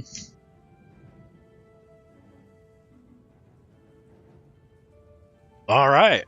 So go ahead and, like you said, you could use your sneak attack. We're making this easy, so it's not, we're not want you to have fun and experience the platform. I don't care if the mechanics are right or not. Yeah. I mean, I don't mind. Oh, yeah. That hurt. But did you drag it on top of him? Oh, no, I wasn't targeting him. Okay, I'm sorry. so I want to see if it's okay. You can drag and drop it on his token or in the combat tracker. You don't have to target. But what I want you to do is take that result and drag and drop that onto RML in the combat tracker. So that 14, there you go. So that's what you do when you miss. Nice. Nice. He's hurt. He's sort of staggered a little bit because of that. One thing, if you guys accidentally damage the wrong thing, I'll show you how to fix that later. It's good to know that. All right. Yeah. So let's go ahead, Figgin. So you take what's Sorry, happening? That was the short sword. Mm-hmm. Do I do the... You want me to roll the dagger again? Yeah. Okay. But that's not a sneak attack.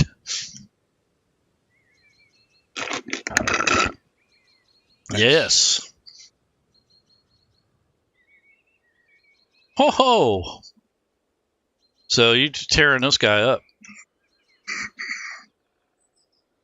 Ferocity. All right, Shara.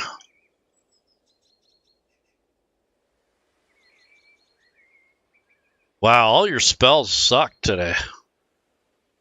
Yeah. You do have meta magic, so you have 3 sorcery points. You have meta magic to empower a spell. You can re-roll damage if it's low, like if you're not happy. You have cantrips. You might use that. That might be helpful. Yeah. I'm looking at those. You have, let's see, magic missile's kind of a no-brainer. Yeah. But I'm going to step closer and then shocking grasp him. Nice. Oh, yeah.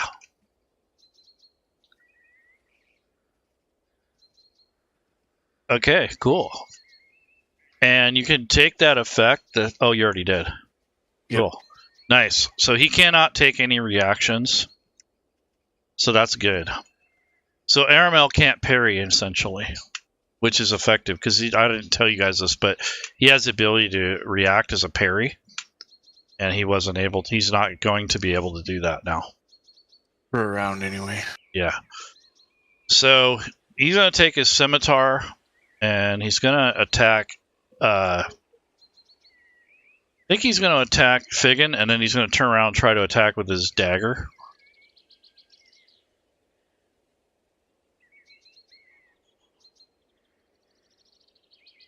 Let's see. So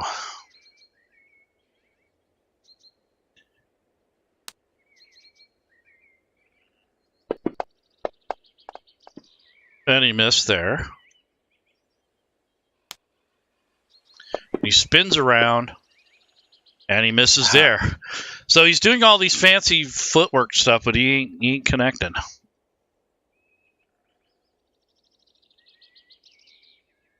All right. Digging. Needs to focus on his fundamentals. All right. I meant to do that as advantage, so let me re-roll that. Mm-hmm. All right.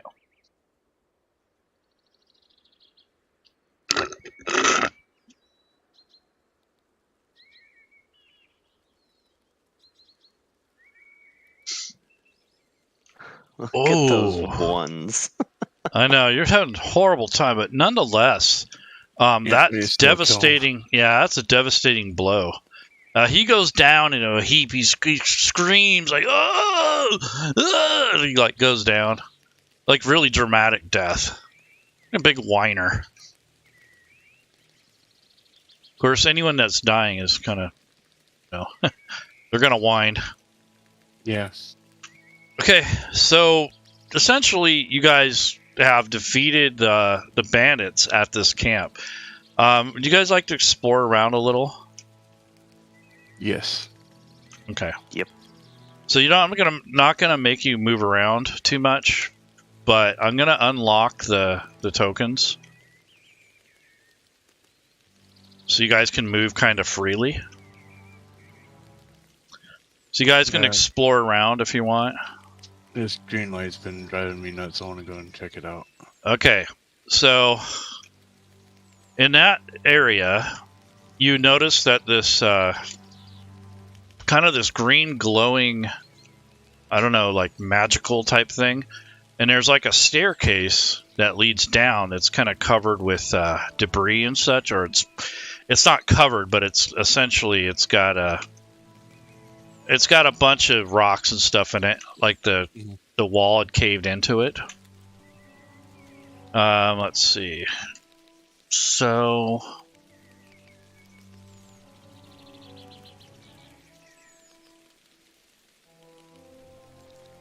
I gotta clean up the actions tab or whatever, the party sheet. All right. Okay, so upon stepping up, you notice that this figure, a humanoid woman, at least it appears feminine, steps out of the shadow. As she looks at you guys and she points in your direction and she says, "Leave this place or face death on not so good or not so even terms."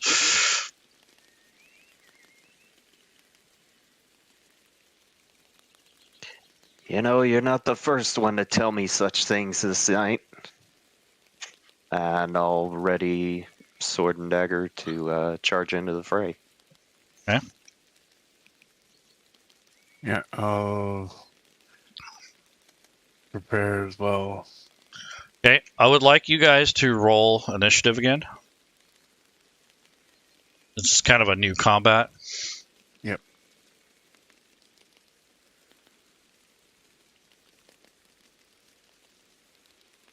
All right, so Shayra, you go first, top of the round.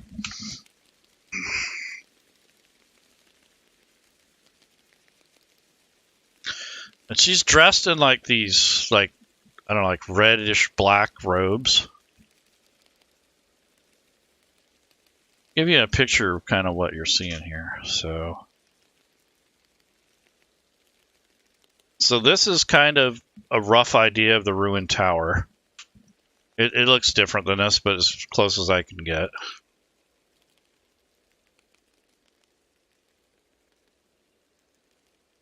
And then, as far as she goes, Kind of a funky looking tower. yeah, it's broken. So that's her, essentially.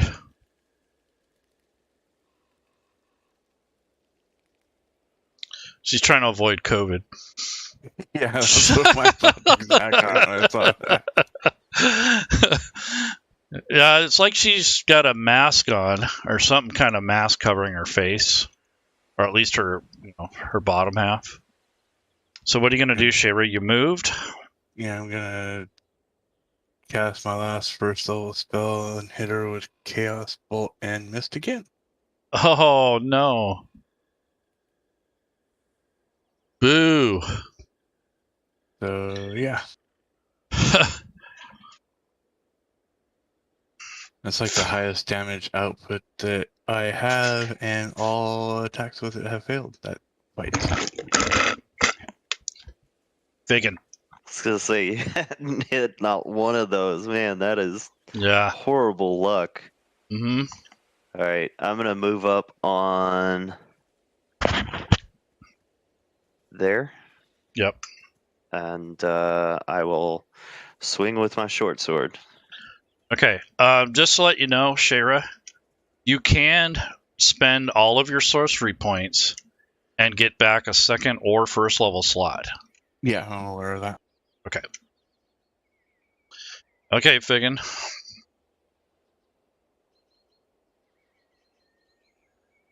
Ah.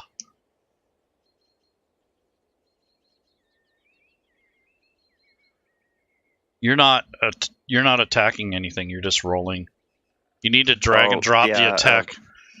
Dang. Either drag and drop the attack on the target, or target them ahead of time and then double click from there. Yeah. So you can drag the attack roll onto the combat tracker or the map, or if you target them, you can just do it from your character sheet.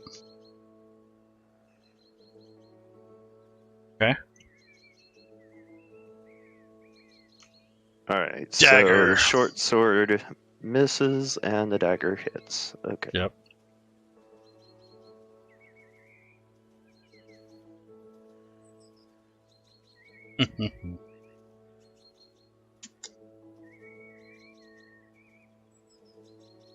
Okay, so after you stab her, essentially, she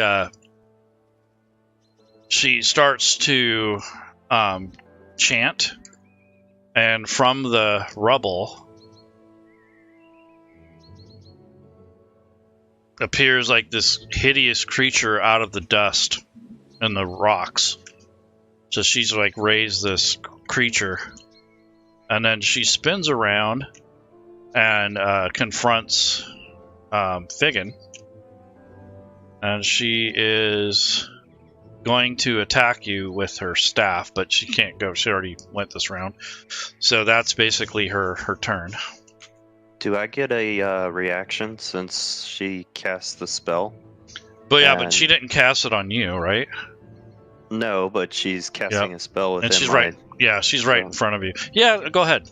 I'll allow it. Okay, cool.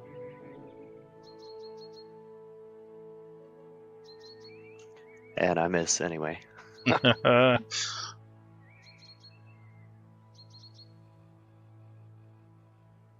Okay, so whatever this thing is, it's moving kind of slow, and it's lumbering towards Shayra.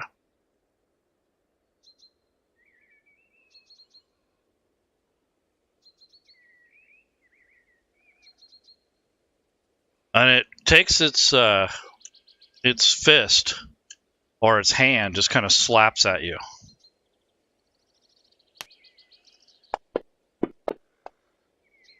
And it misses. So you're able to just kind of move aside as it kind of lazily tries to grab you, like slap you, basically.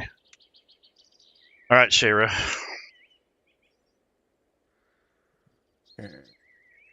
I will try and smack it with quarterstaff. Okay. Because if I do anything else, I'll have disadvantage. Oh. Ouch. So you did some damage to it, like you kind of poked at it, and it like a piece of its arm like breaks off. But there's a cloud that forms after you hit it. Oh no. Like a dust cloud. And you're able to stay away from its from the dust. You kind of like cover your mouth, so you're able to avoid the dust cloud. Yeah, you kind of cover your face. Yeah, but the dust cloud forms right after you hit it. Goes, you smack it, and then this dust cloud forms. Anything else? Nope. Okay. Figgin. Because it's a full action for me to disengage. Mm. Alright, attacking the mage lady thingy. Mm-hmm.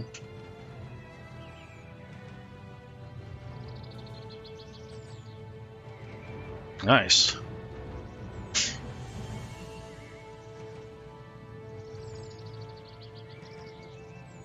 You hear her shrieking in pain. Ah!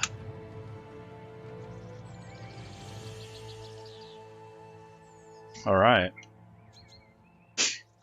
Ooh. So you can hear her howling in pain. She's like crumpling in pain. Ah! And that will end my turn. Okay. All right. She reaches out to you and tries to grab you with her hand.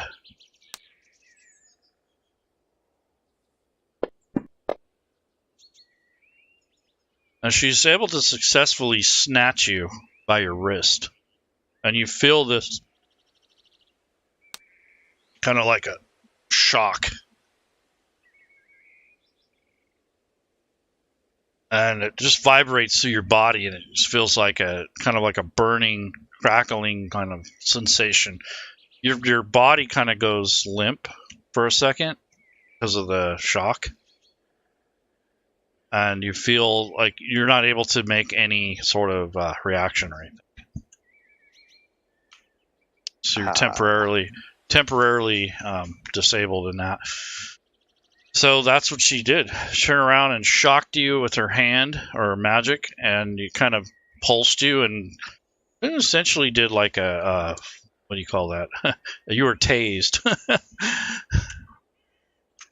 She literally tased me with her hand.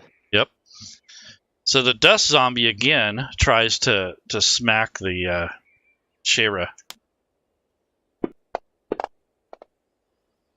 This time he almost hit you. You're able to kind of like skirt aside. He got pretty close. Yeah.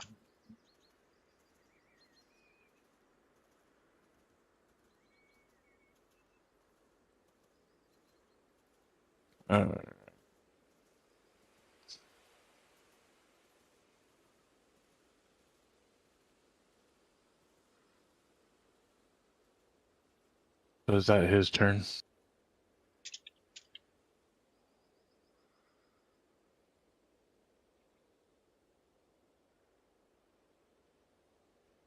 Yep. So he's let's see. Did I not move the turn? No, there you go. Sorry. Can I do a disengage action and then do a dash as well? You can disengage, just move away. One thing you have on your side, you can move your full movement rate without dashing.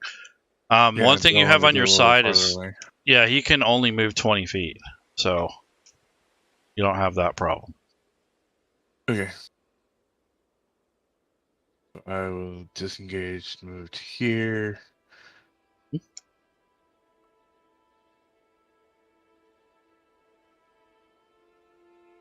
And move to there. You actually have another, you can move 10 more feet if you want, because you're a wild elf or whatever. Yep. So there's 30. Move there. 35. There you go.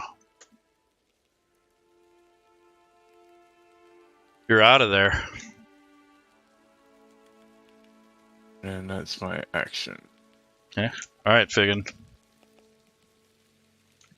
Great. So I just see Shira's just like, I'm out. And Yep. I don't know where she went. Right. She went behind that Awesome. wall. I guess I'll continue trying to swing at this lady.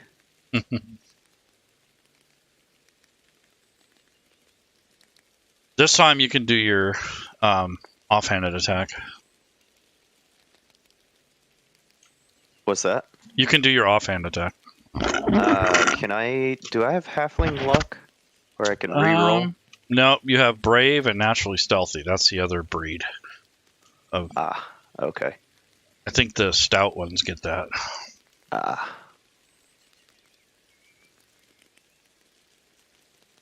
Okay.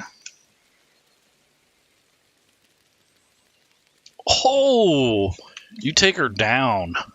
You're like, not in my town. Sweet. So she crumples to the ground, And that zombie also crumples. Yeah, good job. Sweet. So essentially, you guys have defeated the encounter, like what I had set up. But for the quest, though, let's see, what do we got here? So you search the area. You guys find some of the stuff and the required things that the mayor wanted. Plus, you found some stuff on her body, Eviage, or in her lair, or her little hideout down there. That staircase actually leads to a whole nother dungeon. Cool. But it's more set up for exploration. So that has it has combat, but more or less like skill checks, puzzles, riddles, traps, that sort of thing. Yeah. So it was designed to do more of that instead of just all fighting. And then for treasure wise, though, let's see. Not that it really matters, but we're going to do it anyways. So on the party sheet, if you guys look at the party sheet, it's on the right hand side. It looks like 3 people under the tools. Yep. You'll see your let's see the inventory tab on the right. So I'm going to drag. I see his money for right now. Yeah, I just dropped it there. There we go. Oh, And then- cool. And then as far as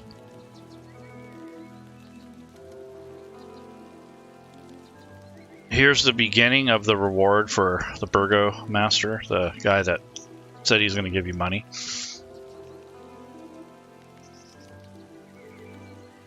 Huh?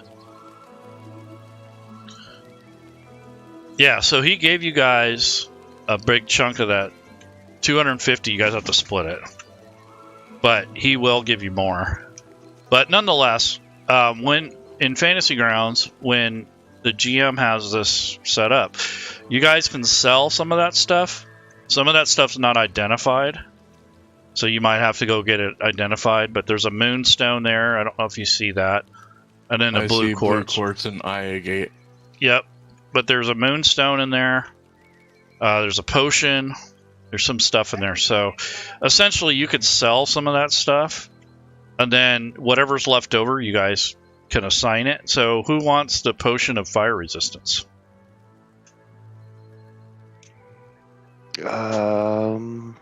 Sure. So who's sure? Begin. Yeah, I'll take it. And the elixir of health?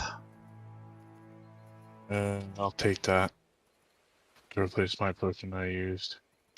Now I was the gonna say, I don't gemstones. see that one, so Yeah, it's it okay. just says potion. Yeah, it's an elixir of health. I'll just identify those. Nice. So moonstone? Half and half, I guess. And Yeah. Well, Okay. So Give me I'm going to that. sell this. Since you guys are the heroes, if you take this into a place to sell it, you're going to get 55% of the value instead of just 50, because you guys helped the town. And then, that's good. so you can negotiate more if you want. Yeah. One of you want to roll a persuasion check? Like, hey, we almost lost our lives. Holy crap. 100% value.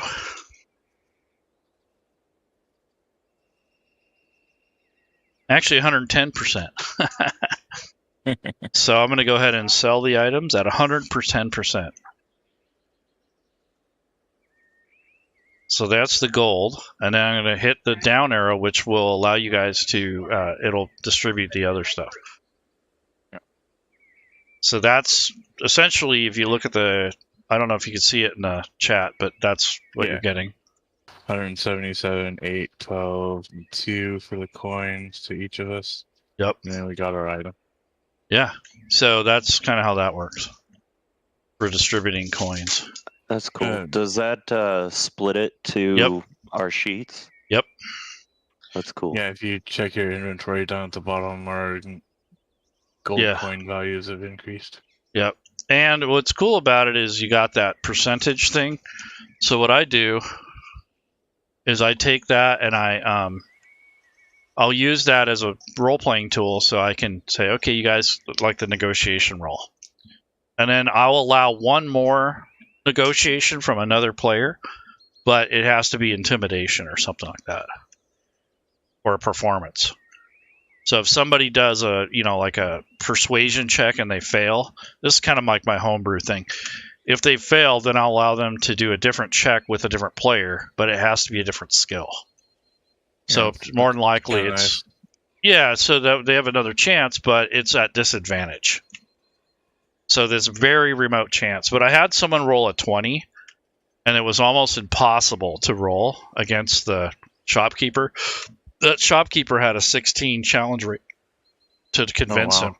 And they had to roll at disadvantage. So they had to roll higher than a 16 or higher, and they had to roll with disadvantage, and they still made it. Nice. Yeah. So I increased that to 120% value.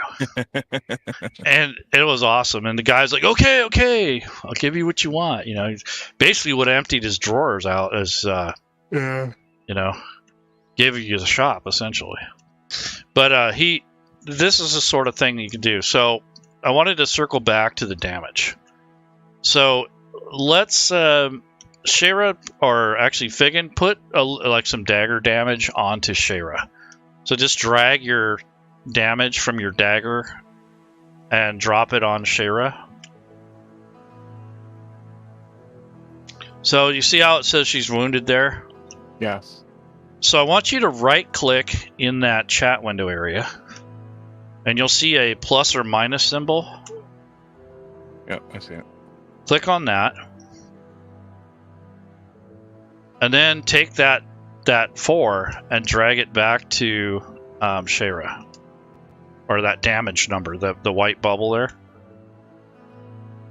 Oh, nice. So it heals it. Or it reverses it, essentially. So that's a positive and negative modifier. You can also type manually in the combat tracker for wounds. At least the DM can. I don't know if the player can or not. Right. But the DM can manually modify the number in the combat tracker. Yeah, but I like the players to be able to do it, so I don't have to. Yeah. But that's essentially... a good trick to know. Yeah, so if you ever accidentally drag the damage onto the wrong NPC or player, that's how you reverse it. Now, if it comes with an effect or something, I have to manually remove that. You can't remove effects that are put on you. You can only do that with effects that you've put on yourself. Yeah. So if someone else puts an effect on you, you cannot remove it. Yeah. So that only the GM can, unless you've done it yourself. Yeah. Figgin, why don't you drink the potion? So from your inventory, drag that plus. There you go. Yep. So you're healed up. You just say. But you didn't drag it on yourself. Yeah, you got to drag it onto either onto the token or onto your combat tracker entry. Yep, there you go. So that's how you heal yourself with the potion. And the only reason it's set up that way is because you might be able to heal someone else. Otherwise, it would be on self. But in this case, you might be able to get close enough to one of your allies and force it down their throat or something like that. So yeah, and you can also target yourself with a control target and do it that way too. Yep. So do you have any other questions about Fantasy Grounds while we're here, either of you? Nope, not really. Okay. I just I had some curiosity questions. I Sure. was just wondering, like, how did you get the green pulsing light in there? Okay, so what I will do is I'm going to do a screen share in Discord, but I want to shut down the stream. So let me do that first. Thanks for watching. Yeah, if any of you guys are watching on Twitch, thanks for stopping by. This was FGCon for 2022. This was just a one-shot practice game that we were running. It might have ran a little longer had we more people, but I think it worked out pretty good because these guys got a chance to actually experience the game and get to see what it's like. If you guys want to learn a little bit more about Fantasy Grounds, join our community, the Fantasy Grounds Academy. If you guys want to check out some videos on our YouTube channel, that's also in our chat there. So when you guys are ready to take the plunge, come see us and we'll try to help you out. The licenses are on sale for the rest of this weekend. I think tomorrow and maybe till sometime tomorrow will be the last sale for the half price on the licenses. So if you're on the fence about buying a license for Fantasy Grounds, that's definitely the time to do it. They're 50% off. So if you want an ultimate license, it's probably about $70, $80 or something like that. If you are a first-time user, that is. And then also there's the standard license, and then you can also do a subscription if you don't want to pay that kind of money. But nonetheless, there's a lot of stuff on sale in the Fantasy Grounds store, and like I said, there's a pretty nice community that'll help you guys out. You'll learn the ropes and such. Thanks for watching, and hopefully you guys will be able to play in some games in the future. And I look forward to meeting y'all. Bye-bye.